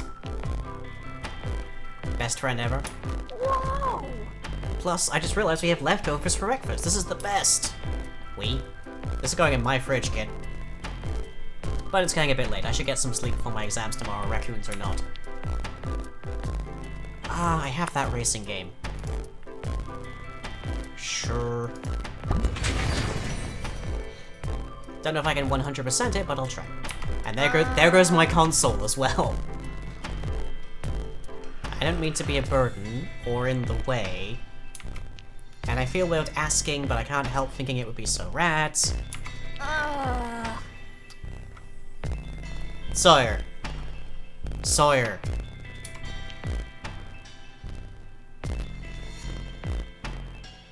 Sawyer. Okay, let's run the numbers here. If Sawyer goes back to their dorm, they're going to be sleeping with raccoons in the vents. Which is not... That is an animal control situation right there. But... I feel like letting them stay on our couch would be maybe taking advantage of how relatively little this game puts into actually, like, grading age differences in relationships. I'm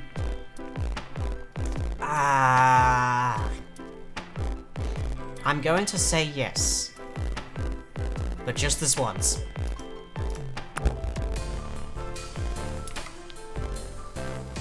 You had better do damn well on your exam. You put a fur blanket over them and they're snoring within moments. You go to bed. In the morning, they're rushing late for class. God damn it! Got a jet. Thanks again, chef. Bye! Sawyer's eyes shine with admiration. The door closes softly behind him. Oh, I still have my game. Yay.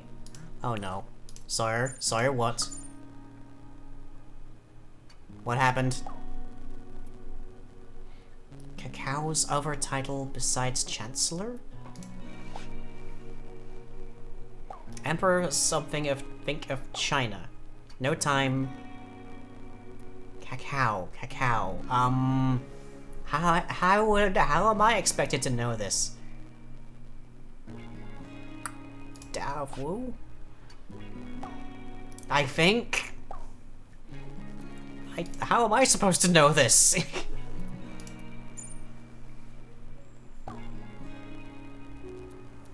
Kale is really fresh. Never had it.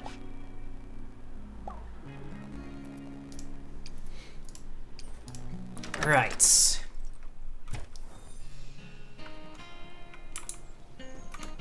Sawyer, what are you doing over here? Sawyer and Sunder.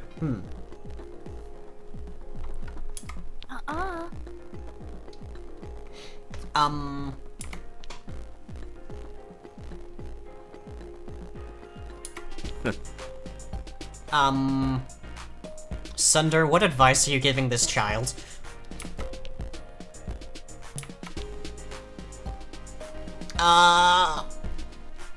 Sunder?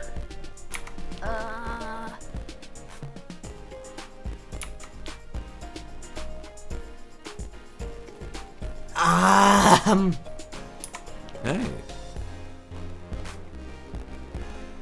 Oh, Lord.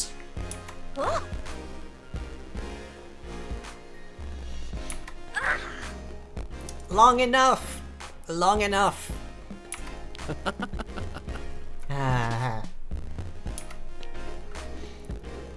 Hypothetical question. Yeah, don't take Sunder's advice. This world could use more openness and communication. Yes, but not necessarily more shirt openness. And also, like, take a hint.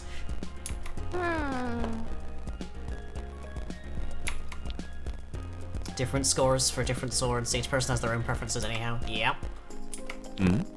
For example, if I engage my abs versus flex or scoop, it attracts a different type. I'm just gonna go, but thanks? See ya. You can pay me back later. I had to get back to work anyway. Good seeing you later.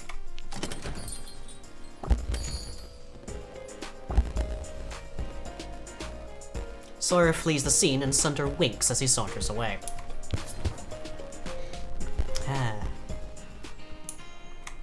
Right, there's that to deal with, but... somewhere around here is a cat.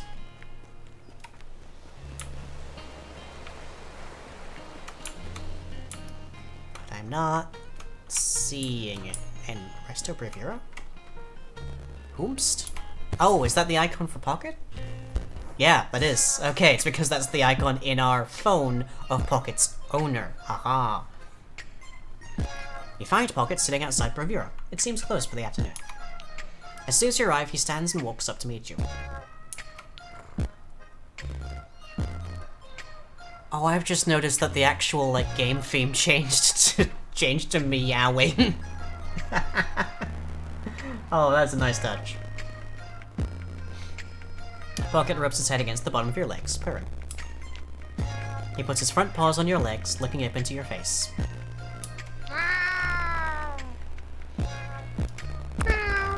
Pocket suddenly darts around you, pawing you playfully as if in a game of tag. He runs towards the restaurant and you notice something hanging from his mouth. It's your wallet! The cat took your wallet!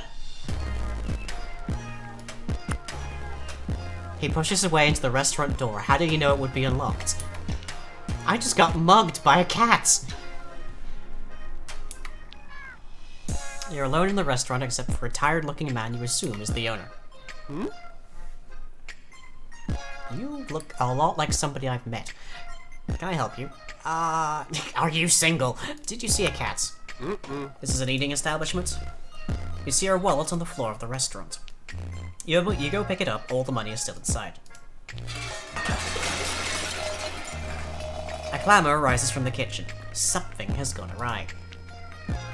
Now what? Pocket runs past, a giant fish hanging- I was the distraction, I see.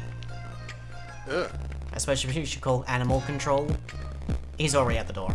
I will pay for the fish. I source my ingredients carefully. Make sure your animal does not come back. He's not technically mine. Outside, you don't see Pocket anywhere. You head home. But after just a block, you hear Happy meowing. Looking around, you find Pocket, enjoying his fish immensely. Oh, the icon. Finishers knock enemies back further. Nice. Looks like he saved half it for you untouched. Right. Trying to bribe me? Pocket flicks his tail casually. Would you like to offer a gift? Sure. How about... Guessing the TV isn't gonna help him much. Daisies? You just give flowers to this cat. Nice. Pocket gnaws on the leaves and flowers contentedly. Perfect. Abruptly, he freezes and his ears flatten against his head. A growl starts in his throat. The cat from before stalks into view, eyes fixed on Pocket. I kick the cat. He walks up and starts eating Pocket's fish. Pocket doesn't seem to know how to react to this fish feed. He's frozen, eyes wide. Defend prize. Pocket puffs up his chest with new bravery. Use tackle.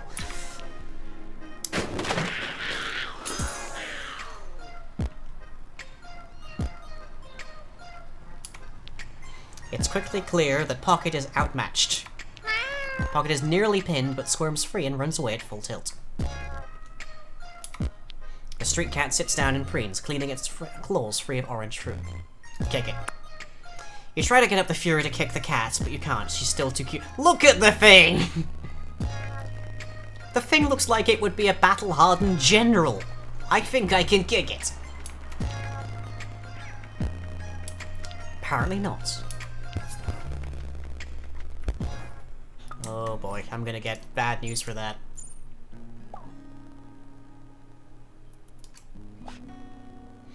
Oh no.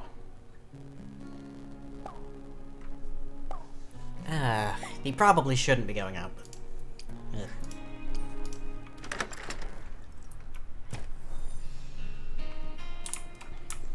Okay, let's go back to the place. Verona College.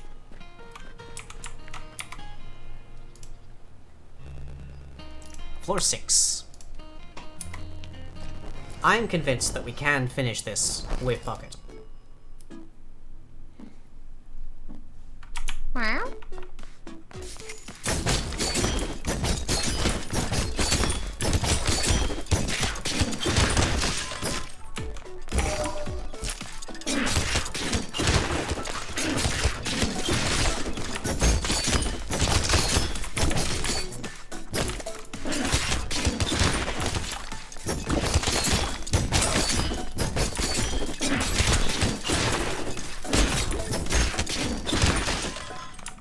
Okay. Doing alright, doing alright. Ah. Pocket sniffs at the scorch mark and some head recoils uncertainly. Wow, wow, wow. Would you like to offer a gift? Do I have anything else you'd like? Truffles, I get? Are cats even allowed to eat truffles?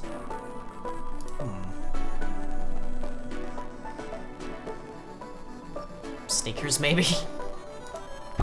Oh yeah, sneakers will do. Pocket sticks his head into one of the sneakers, fascinated by the smell. They're brand new, I swear!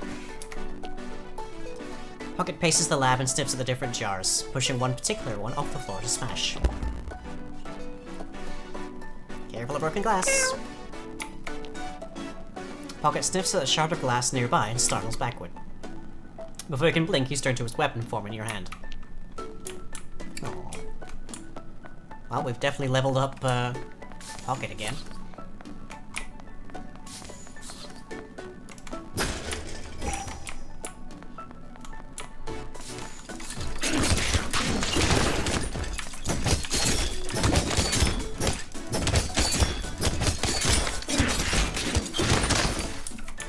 Phew.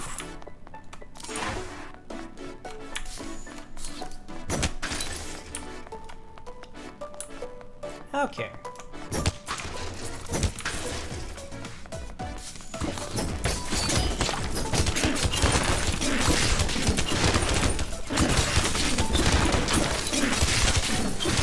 Thank goodness for the big AoE. Thank goodness for the big AoE and the fact that projectiles in this game can be destroyed mid-flight.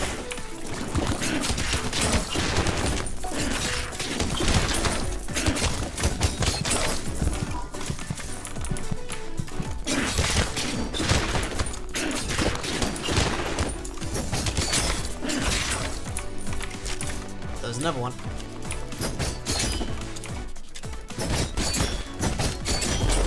Phew.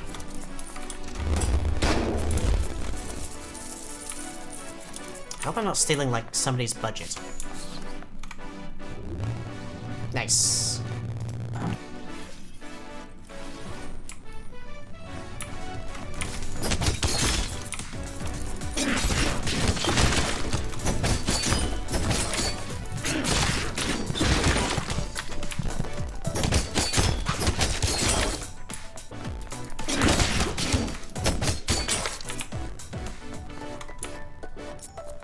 Little worse for wear.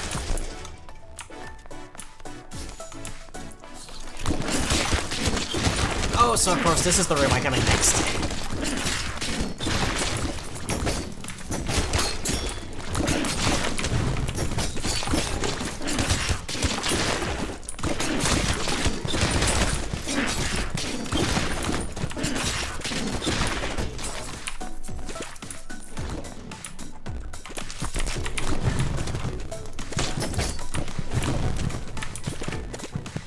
Down.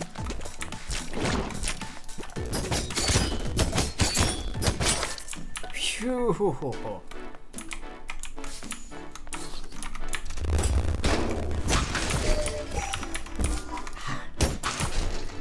What we got? nail polish. To go with the lipstick that we gave.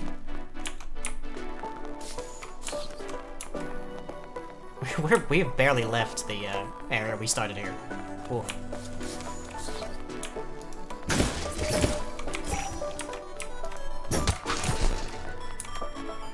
On the side of the computer's pocket's ears pick up. Grips to stand between you and one of the monitors. Pocket seems to agree with your suggestion of a nap, exploring under the desk further. He delicately curls up on top of the warmest part of the computer. After only a few moments, though, he leaps back to his feet as if hearing something alarming. Aww.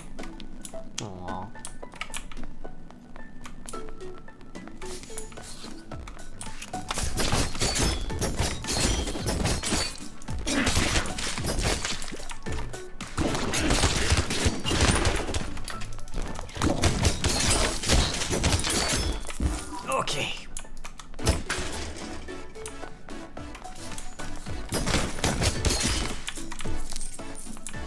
We've maxed out pockets, so we...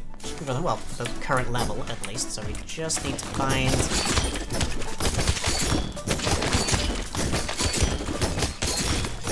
just need to find the exit, that's all.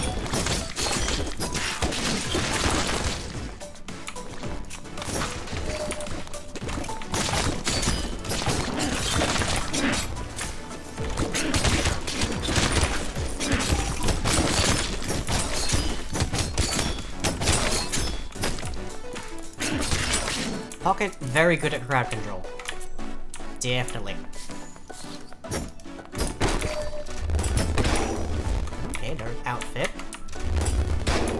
And another gift. Tarot deck. Ooh. And a Wrangler, apparently. Whatever that means in this context.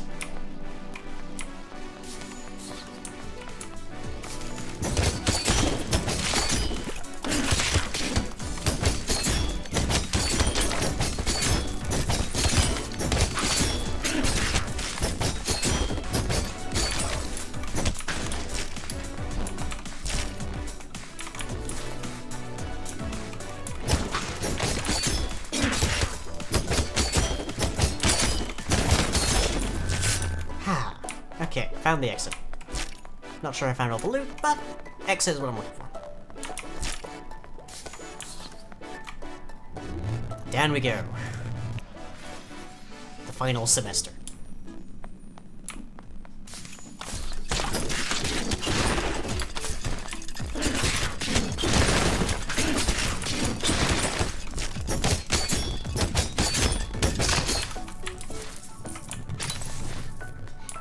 Cat Angie will hack you up.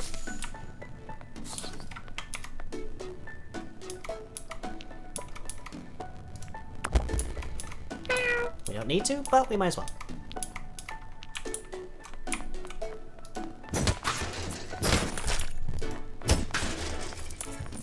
I wonder if you can only find Aether in like very high level loot kind of places.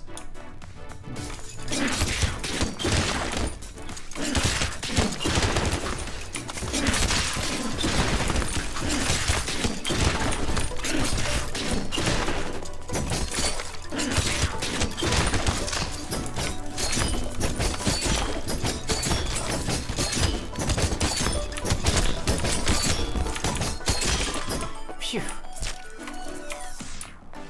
Kitty gonna heck you up. Ah, more Aether. Yeah, it might be only from top level safes.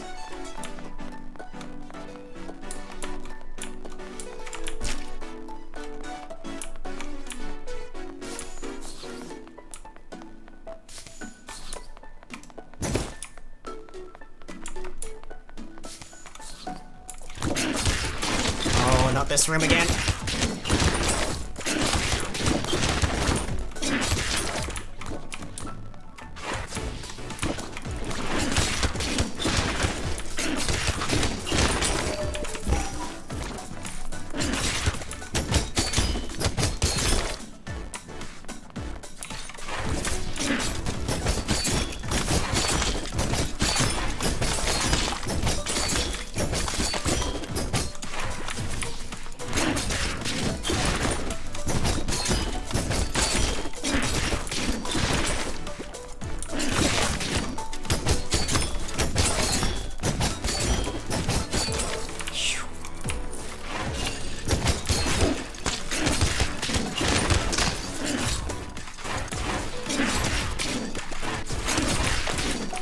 Oh.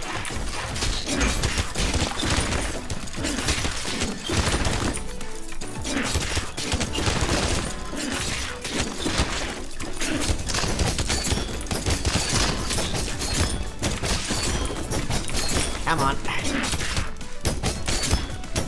Cool.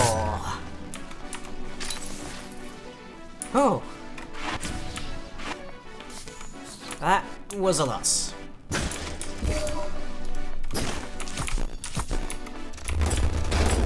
Okay, outfits, blacksmith costume, and sewing machine. Oh.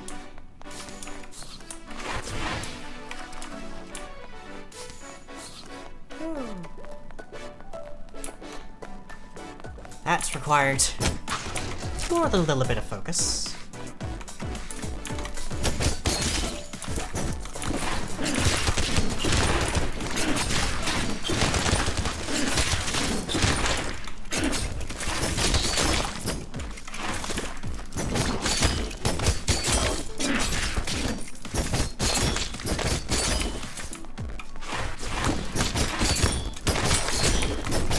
Why does almost everything in here have a ranged attack?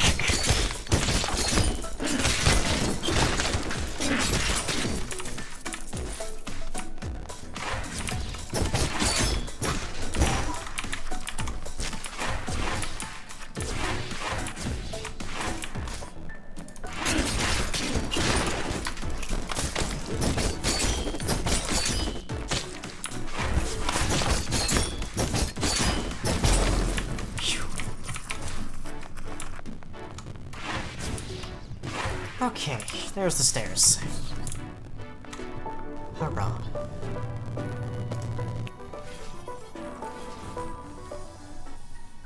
Final exam.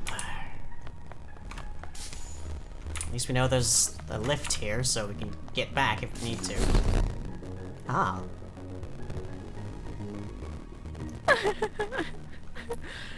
I may have brought the right... I brought the cat to the Cat O' Nine Tails, apparently. Go, run, save yourselves.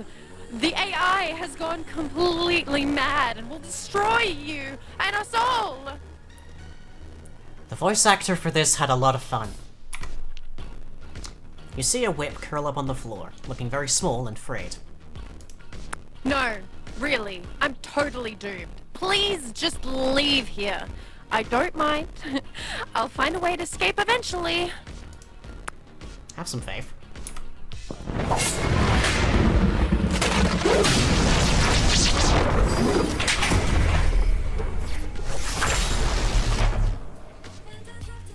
Damn it, I guess I have to deal with this myself.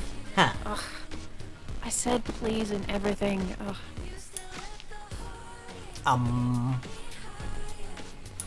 You can't even imagine how busy I am. And I told you over and over to go home. Your icon is very cute. Please don't make me fight you. I am Dr. Holmes, legendary hacker, world-leading AI researcher, and one of the Forbes 5 under 5. What? So just being here is a big honor for you. Remember that when the paramedics come. The whip laughs, seemingly genuinely amused. Yes. Ah, first step is to analyze your many weaknesses. Ah. Okay. Morally flexible. Great.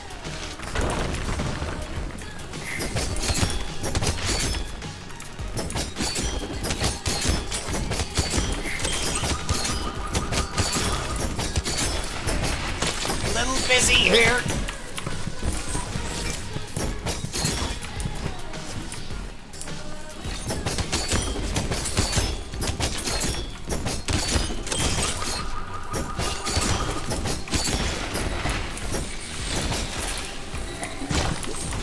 Okay.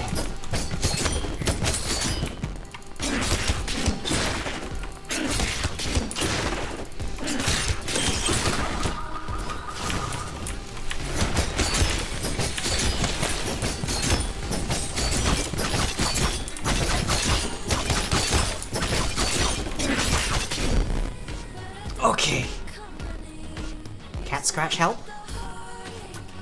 Ow. Analysis is still in progress, but this is some interesting data. You're literally wielding a cat. Wow, they actually respond to this. Okay.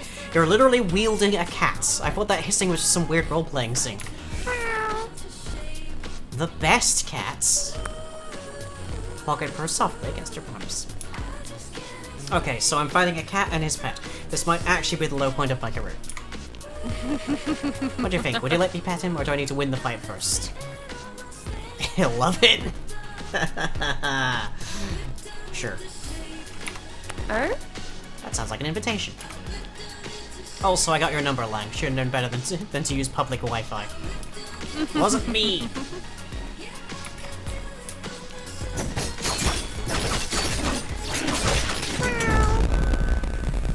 Ow. With my grading curve, that's still a C, but I can make it a C plus if that makes you feel better. Oh.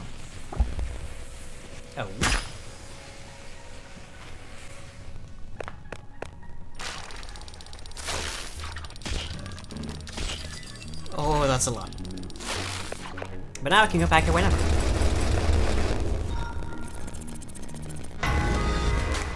How high does this leveling system go?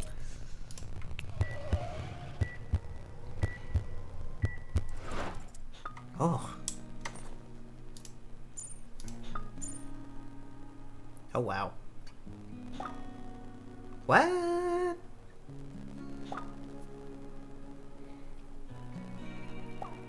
Not quite eloping, but not baby Jesse's dream wedding either, if you're sure.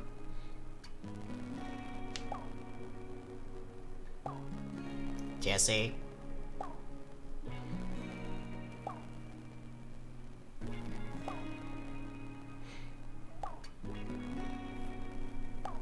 Wouldn't be the first time.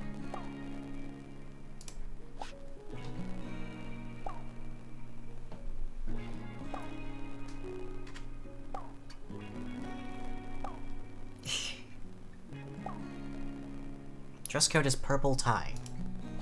I don't know that one. Met Gala. That can maybe do Met Gala.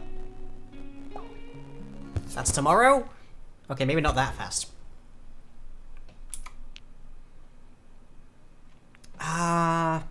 Definitely not those two. Valeria. Valeria picks up almost immediately, sounding worried. She calms down when you explain. Purple tie? I didn't know you were so fancy. I'll try out my new dress. See you there. They hang up. You eye your closet thoughtfully. Do I actually have to find something? That's odd.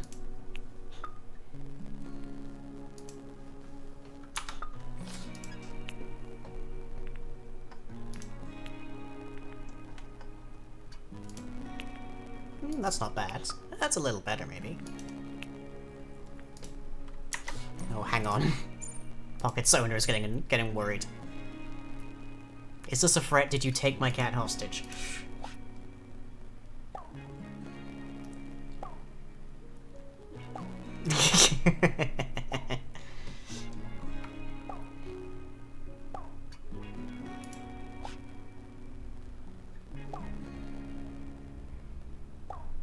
Look like he's headed for the museum? Okay. Still confused by some of the data from our fight. Mind if I take a closer look at me?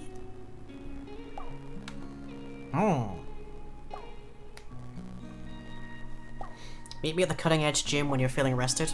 Well, I'm curious, nonetheless.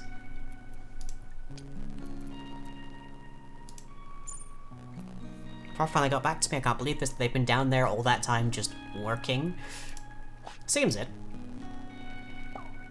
Poop emojis.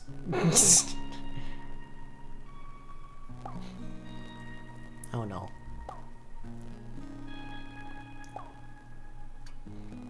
Focus on Jesse and the wedding. I mean, I know when it is, but yeah.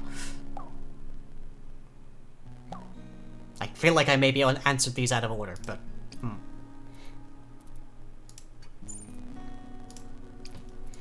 Okay. Yeah, looks like there's some bugs here. Oh, we got Bug Princess.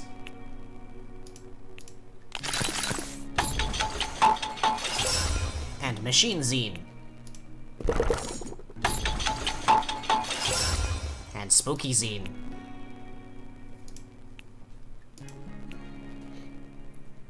I only have one more steel and one sugar. Wow, really low there. Let's see here. So, summons a bug ally. Scares most enemies. Creates an allied turret. Oh. That's pretty nice, actually. That could be really handy. Bug ally is one thing, but an allied turret. I expect the turret is more powerful than the bug in exchange for being immobile?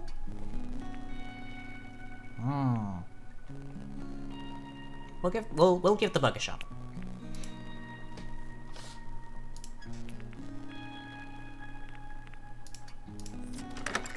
Wedding time. I think. Not sure where it is exactly. Nope, there's Sam and Isaac.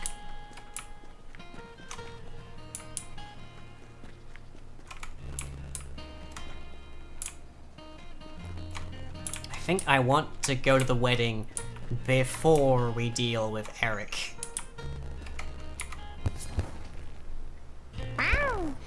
You find Pocket sitting outside the Verona Beach Museum. He looks at you expectantly. Meow meow. He rolls his eyes into a yawn. Would you like to offer a gift? I mean, I've still got these truffles, so I don't think I need to, though. The door opens suddenly. Pocket jumps out of the way, eyes wide with curiosity. Oh, hell.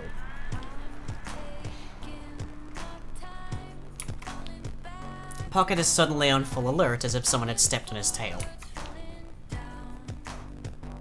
Uh-huh. Ugh.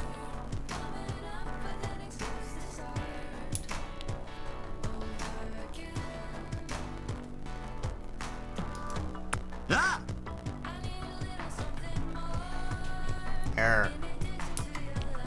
You brush past him into the museum lobby. Great. Don't follow me! You enter just in time to see Pocket's tail disappear into a prehistoric exhibit. You follow, browsing the dinosaur bones and surreptitiously checking nooks and crannies. Eventually, you find him gazing at a saber-toothed cat skeleton the size of a pancake. You take a moment to admire the skeleton's preserved ferocity, from tusk to tail.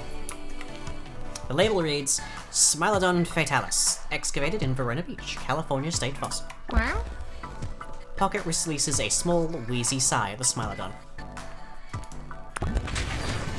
Yay! Immobilized lasts longer, finishers have wider arcs. I think the wider arcs might be to our detriment, so let's go with Immobilize. Pocket's tail swishes with sudden mischief. He pounces on your foot playfully. His whiskers vibrate with excitement as he turns from the Smilodon to run out of the museum. Security guards approach, but he's already out the door and scampering down the street. You browse the rest of the exhibit before heading home.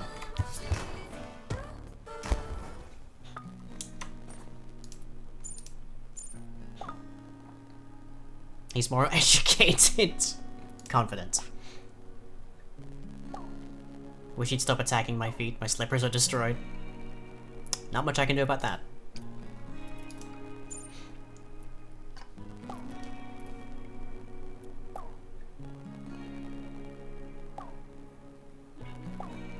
Yay! Guess the wedding's not happening right now, then? Do I want to pick out a date outfit, I guess is the next question.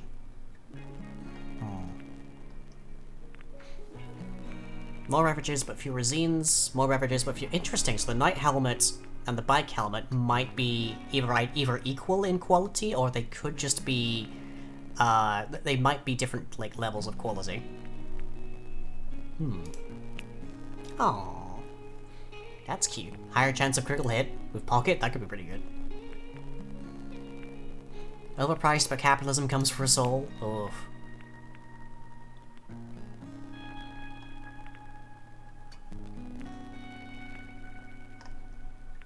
Enemies get stunned. Let's go with that. It's a nice look so far. Yeah. Stylish, stylish. There we go. That's a solid look. Let's go on a date.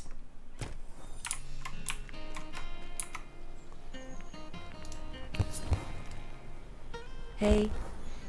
Oh, right, you're here. She hands you a smoothie menu. Anything looking good? Tropical passion? Something I appreciate in a person. Death Spiral. Hold heavy attack to spin and knock back. I always hit the green gauze on a creature of habit. Or at least I was, before. A shadow falls over the table as a man approaches. Leah! Where have you been hiding? The stranger bounces excitedly into view. Dear Lord, you're Finn. Not hiding, I just... Where are my manners? Carlos, this is Lang. Lang, this is Carlos. We skate together. Hi. Though we haven't skated together much lately. Lying, is it? I mean, we used to. Well, until... So... I heard you were coaching. How's that? It's a thing. How are the trials going for a new partner? Anyone look promising? Good. I mean, okay, you can't be replaced, but... Just chatting. Carlos. I'll stop boring lying with all the skating stuff. He says your name with extra emphasis, like he wants to make sure you know he'll remember it. But listen, Leah, love, it's been too long. I miss you. Please let me cook for you. We'll just chill out. Lion can come if they want to. Totally. We'll plan something. Leah twists nervously at her hair. Ciao. Bye. Sorry, that was so awkward, Lang. Carlos and I were training for the Grand Olympiad in pairs figure skating. We had a really good shot too, and then I destroyed my knee and both our careers. Carlos and I trained as a pair since we were kids. I can never make it up to him. It's taken me a year just to be able to skate normally now, but the doctors say no jumps ever again. I miss the speed, the lifts and throws, air and adrenaline. We can't do stuff for adrenaline. You're pretty daring yourself, Lang, taking on the dungeon the way you do. We have that much in common. You drained the last of your smoothie.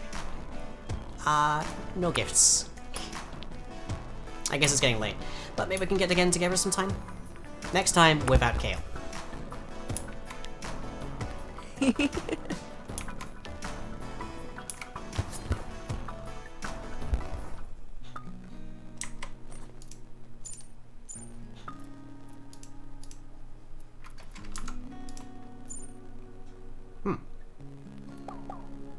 Maybe we talk too much about me, let's make it up for now. Do you like cats or dogs? Definitely cats. Just as I suspected. Dog hardware, what can I say?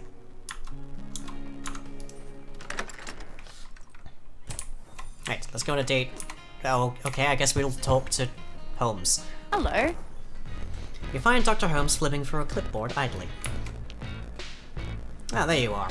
In proper light and everything. You look different than I expected. My lab is great for some things, but it's nice to see your eyes. Tells you a lot about a person. Your face is surprisingly kind. Honestly, I expected you to look a little bit more fierce, wild. You have a resting sweetie face, poor thing.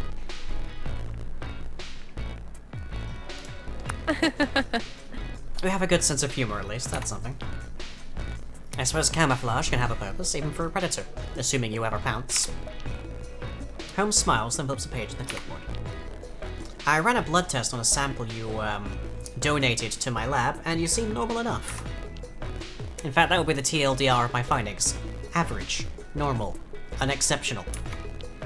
Yet here we are, an unusually fit specimen somehow capable of outperforming my expectations. How would you describe your diet, or feelings around food in general? Well, that's working out for you. Holmes shrugs. Unless you're on a diet of exclusively jet engines or communion wine, it probably doesn't matter. Are you taking any medication? Painkillers? Sorry you're in pain. We play, but I won't damage you permanently, I promise. I'm very precise. What do you do for exercise outside your Wow, 2 of these answers. Walks. This is why I shouldn't trust self-reported data. But I don't have time to deal with monitoring you 24/7. The ethics paperwork alone would kill me. They throw the clipboard down and stare at you, considering. Okay, let's just get you on the treadmill. Show me your form. You start at a jog. Holmes pushes a button and suddenly has to sprint to keep up. Faster! Break a sweat! I am suddenly not surprised.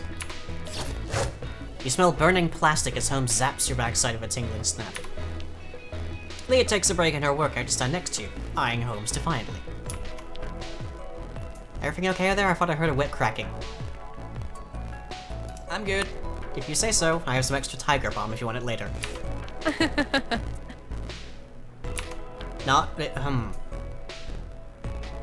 Okay.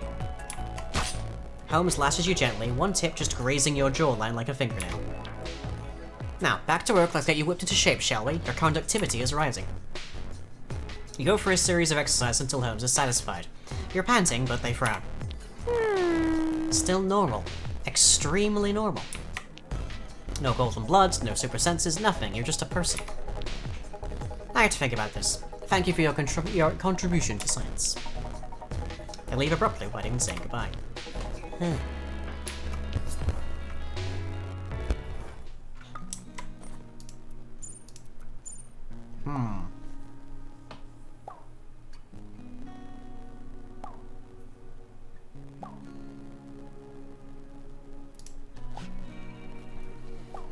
probably should tell her yourself, but doubtful. Okay. Right.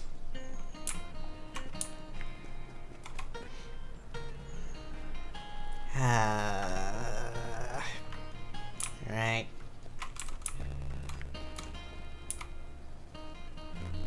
I don't like that Jesse has a love rank. The weapon shop is locked, but there's lights on inside. Psst. You look around, you don't see anyone. Over here. You spot Jesse hiding behind a car. You duck into a shadow and join him. What are we doing? He's coming out.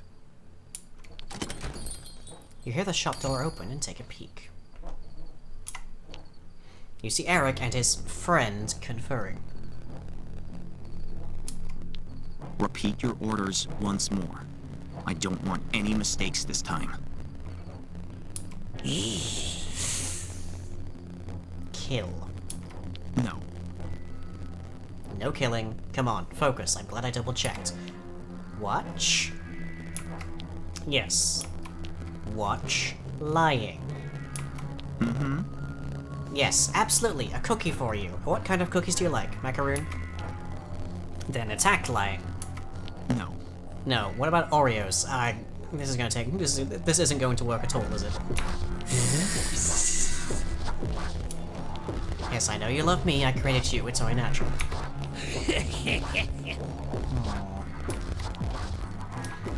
Well, that's unacceptable. I made you to obey me, and I don't want you to hurt anyone. Lies.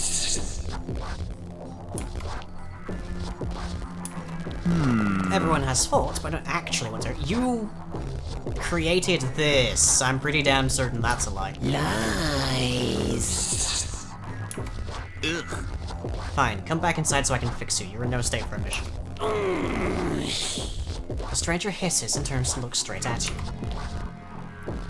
Target acquired. Masamune inside now. Masamune smiles widely at you, staring openly. Eric follows its gaze, and his eyes widen. Lying and Jesse, what are you doing here? Hey Eric, we happen to be in the neighborhood. His name is Masamune, but yes, he's been a work in progress. Aren't we all? Ugh. He has some flaws in his design and some serious problems. Don't we all? Stop saying that. Now, as it happens, I could use your help. I put in a lot of effort gathering the materials and smithing him, but now I think it's time to deactivate Masamune. Well, I didn't think to put in a self-destruct button, if that's what you're asking. That was your first mistake. I always put one of those in my Frankenstein monsters. Genius takes time. I have a smithing technique that'll make me rich here. I knew there'd be kinks to work out in the design, but I thought they'd be the sexy kind of kinks. I had hoped it wouldn't come to this. Sorry, old boy. Eric pats the monster's shoulder awkwardly. The katana creature continues staring at you hungrily, shrugging away Eric's hand. So now he wants us to kill it? Or him? The thing's attention snaps to Eric. No. Ah. Ixnay on the Ilke. Masamune slashes Eric, slicing open his arm and chest, exposing flesh beneath. Oh, what do you know? He bleeds. Ah! Eric shrieks and faints as Masamune melts into a nearby shadow. Jesse dials 911. There's an emergency. We need an ambulance. 542 Tybalt Lane. I could care less about that guy. You remember, you don't have a weapon.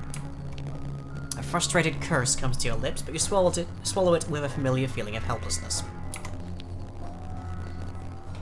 Oh dear lord, guy, you're not that badly beaten up. Nah. Yo. No. You don't know that. Maybe I'll be dead any second. Then how will you feel? Happy.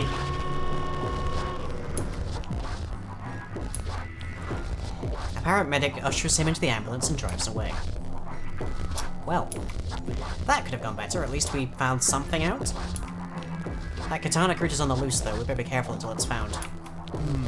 Why did Dark want it to watch you anyway? He's a stalker? I guess he is, isn't he? Jeez, disturbing. Well, you don't have to interact with him anymore. He went way over the line. Keep yourself safe, okay? I will too. Except the dungeon. I guess that's just work. Sorry I introduced you to that guy. Yeah, biggest mistake of your life.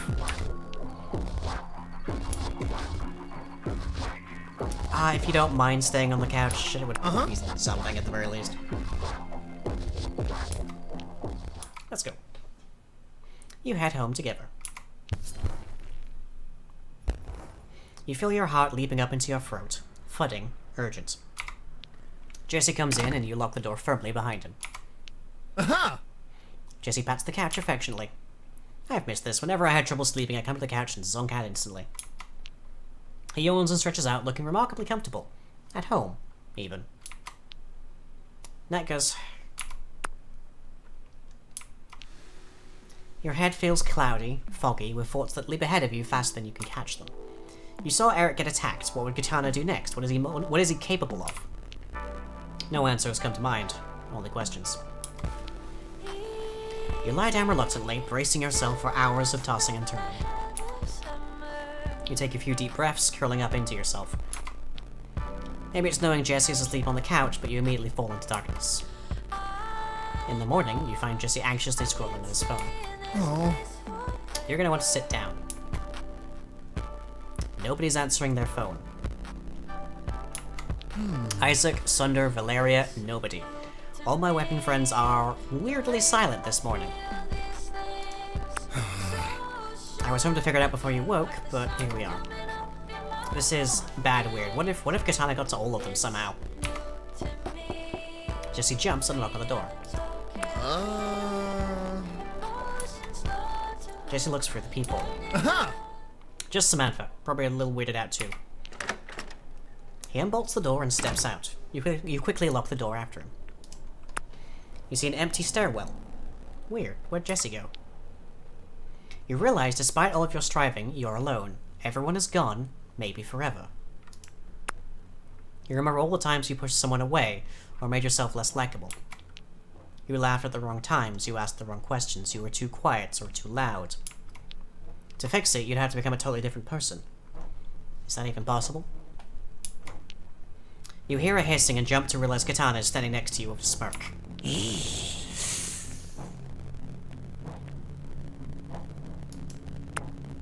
You grow in power and strength as you decide this is a fight worth having, a fight worth winning. Katana shrinks back from your newfound resolve. You rush to meet Katana and demand answers for your missing weapon friends. He melts into darkness. You chase him for what feels like a long time until you're panting with exertion. You wake up with a trace of sweat beading on your back. Was that just a dream? Jesse shares a simple breakfast with you. You tell him about the dream. Whoa! Glad you're feeling better. And there were no incidents last night, so I guess it's back to life as normal, plus locked doors. I'll try prying some more info out of Eric. Maybe he has some idea how to get rid of that thing. Uh-huh. True, but if anyone knows about this thing, it'd be him. I'll let you know what he says, if anything. See ya. Stay sharp, cuz. Keep your friends sharp, anyways. He lets himself out. You take a deep breath and feel a clarity thrill through you, from scalp to fingertips. You take another deep breath. Whatever happens, you're ready.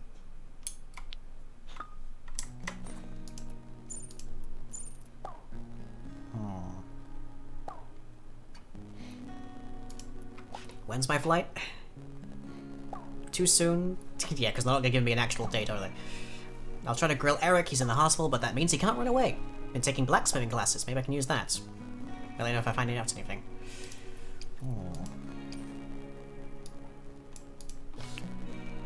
And this is still bugged. Okay.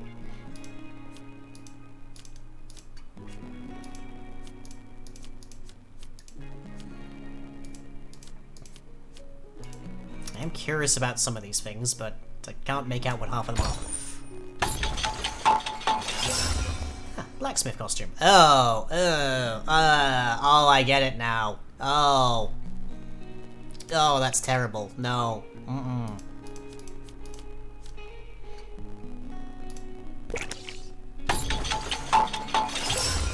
Wrangler. Okay, so it's a cowboy outfit. Well, now we know. What do we got here? Ooh, that's not so bad, actually. Okay, I've still got 8 glue. Is there anything here that requires steel? Not really, looks like. Dark Prince. Ooh. Need steel for whatever that is. And need sugar for whatever that is.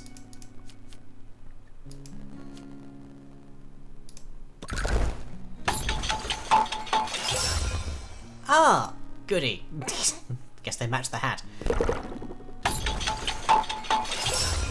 Ooh. That could be nice.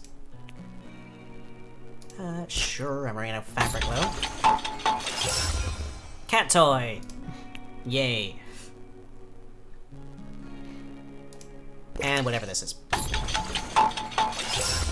Travel guide. Which is a gift, apparently.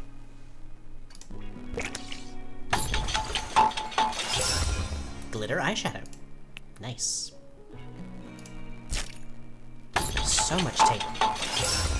Paintbrushes. Yay. Okay, I've still got 7 of those. Black nail polish. 2 of those. Surfboard. Wonder who I could give that to. Sure, let's spend less on this one. Tarot deck.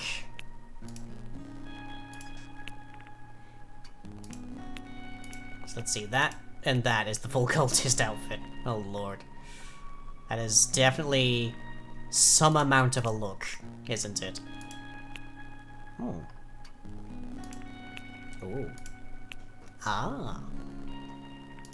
Ugh, no. Definitely not. No new hats that time, though. Okay.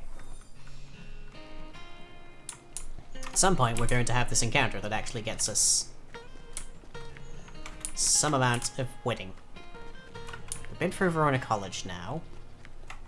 Oh. Ah, so here's where the wedding is. You arrive to see Jessie running frantically between rows of grapevines.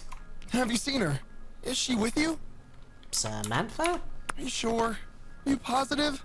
You haven't seen Samantha? I mean, I thought maybe this was I don't know, a surprise. Do you know where she is? I do not. Jesse, calm down. Hey, it's Jonah. bad luck to see her anyway, remember? Good to see you. You're wearing far more clothes than I'd prefer, but good to see you. I'm sure she's just running late. She'll be here.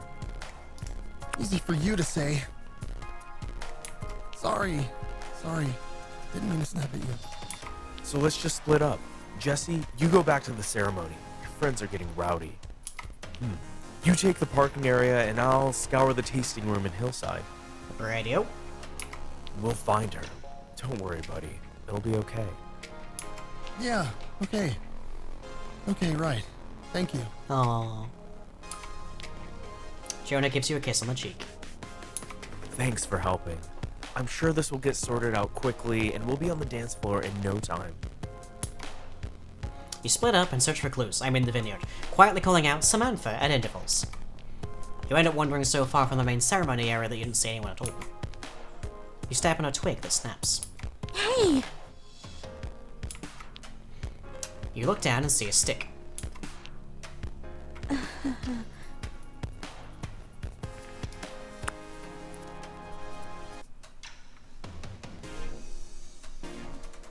Samantha, your weapon form is a stick.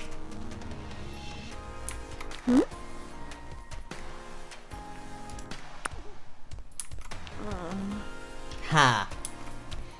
Always on team talk it out and team transparency, but this time you can't. It was my idea to rush the wedding too. I wasn't thinking.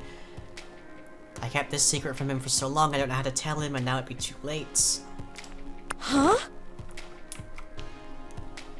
Maybe for some couples it wouldn't be a big deal, but for us it would be, I think. Jesse has always admired weapon people. Most of his friends are cool swords and axes and stuff. He likes to joke that if he could turn to a weapon, he'd be like a shield to protect me. And when we first started dating, I just went along with it and let him think I was a wielder. I mean, if I had a choice, I'd want to turn it into something cool too, maybe a bow and arrow, or a naginata. Before grad school, I thought maybe I could become a quarterstaff. But then overwork and anxiety got me, and here I am, just the worst. I'm a weapon, and the most useless kind, and also a liar. Jesse deserves better. Someone honest, or at least someone less pathetic.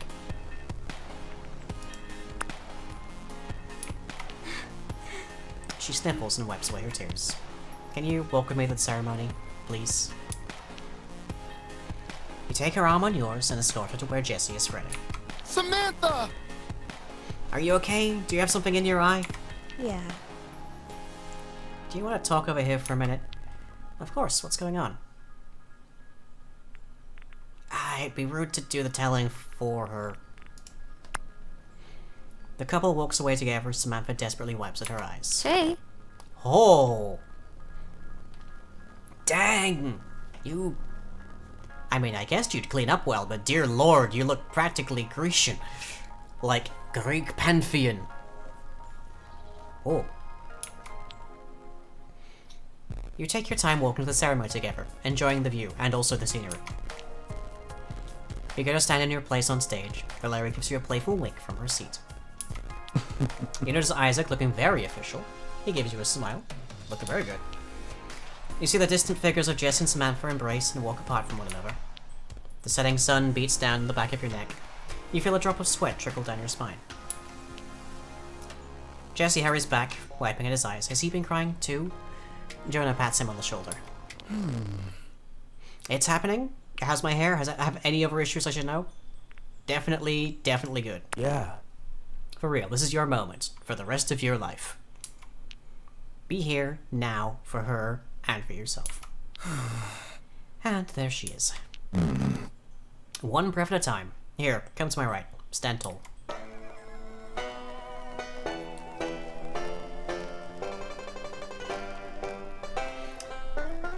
The band starts playing a jaunty wedding march, accompanying Samantha's approach. Well, hello. Welcome to this joining of two beautiful souls. When Jesse asked me to speak today, I had to take a stab. The ceremony goes approximately as expected, with occasional sweet poetry and ring metaphors. You notice Isaac dabbing his eyes throughout the ceremony. He catches you watching and smiles. The couple has written their own vows to read each other. Jesse, please read yours now. Samantha. Samantha starts crying quietly. Jesse and Isaac share a look. Isaac nods encouragingly. Samantha sniffles, unable to stop crying. Jesse tries again, a bit more confidently. Samantha. The more I get to know you, the more I love you. Even today, I discovered new sides to you, and I hope I can do that every day. Beside you, Valera discreetly touches a kerchief to one eye and then another. From the corner of your eye, you see Jonah quietly allow a tear to run down into his beard. Ooh. So, let's stick together, okay? Samantha stares at him silently. Jesse waits, not breathing.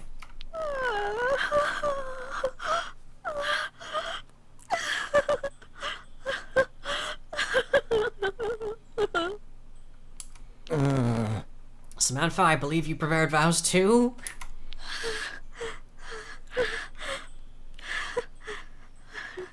Oh? I don't mean to rush you, but do you want to read them?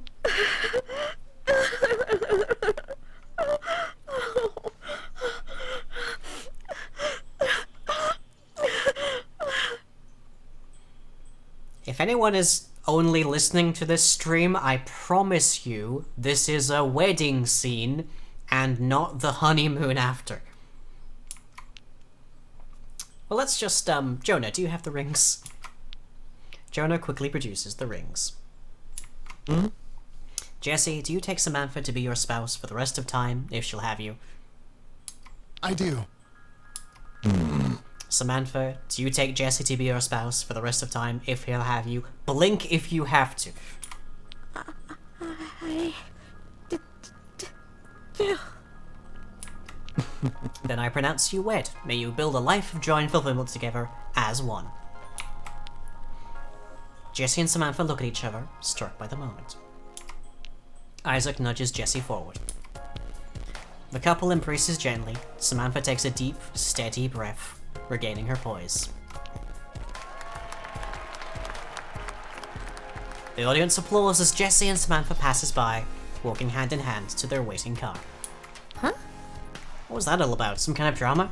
I suppose it's none of my business. Love conquers all. It usually seems to. I hope it always does. Oh well, let's get to the party. I don't know if I can dance in this, but I can try. This is a heck of a dress, wow. Everyone wanders to Jesse and Samantha's house, where a nice spread has been laid out. You eat, you dance, and you eat some more. At one point in the party, you come across Jesse and Samantha, beaming. Uh-huh. More than okay, don't worry about us, cuz. You see him squeeze her hand. She smiles. Excuse me, may I pay my respects? Professor?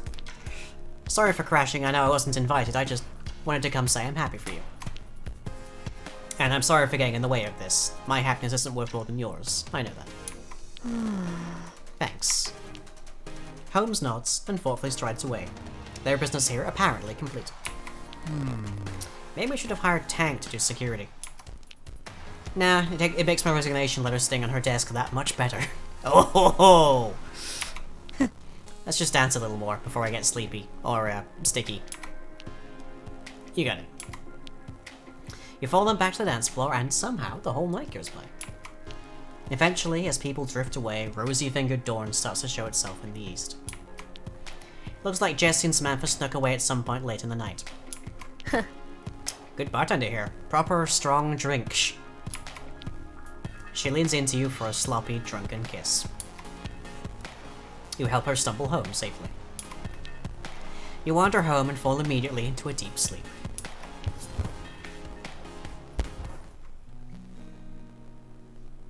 Well, that seems like a quite perfect point for us to call it for tonight. I hope you've enjoyed. That was a lovely scene. Interesting to discover that people can be, in addition to weapons, also sticks. I think that's the first, decidedly organic object we've seen people turn into. And evidently this phenomenon is not restricted to people because there's a cat that turns into Knuckles. The weapon, not the echidna. Anyways, I hope you've all enjoyed tonight. That was a lovely little scene, I feel. My next stream will, of course, be next week. And then we'll be seeing about... continuing on, I presume we're going to be dealing with Masamune. That could get messy. It was nice to meet Dr. Holmes, or Professor Holmes, I suppose, more specifically. Meanwhile, there will be more from the other one tomorrow with the carousel. And assuming that they have developed a sleep schedule at any point, there may indeed be a video out these forthcoming few days as well. But otherwise, you can get any videos that they make over at youtube.com/lyingtube. And everything that we do, me included, is over at patreon.com/lyingtube. It is we are approaching the winter solstice, which means that there will be some very special content on the Patreon fairly soon, so keep an eye for that. And otherwise, I will catch you all next time. Hope you've enjoyed, and as ever, stay safe, stay scared.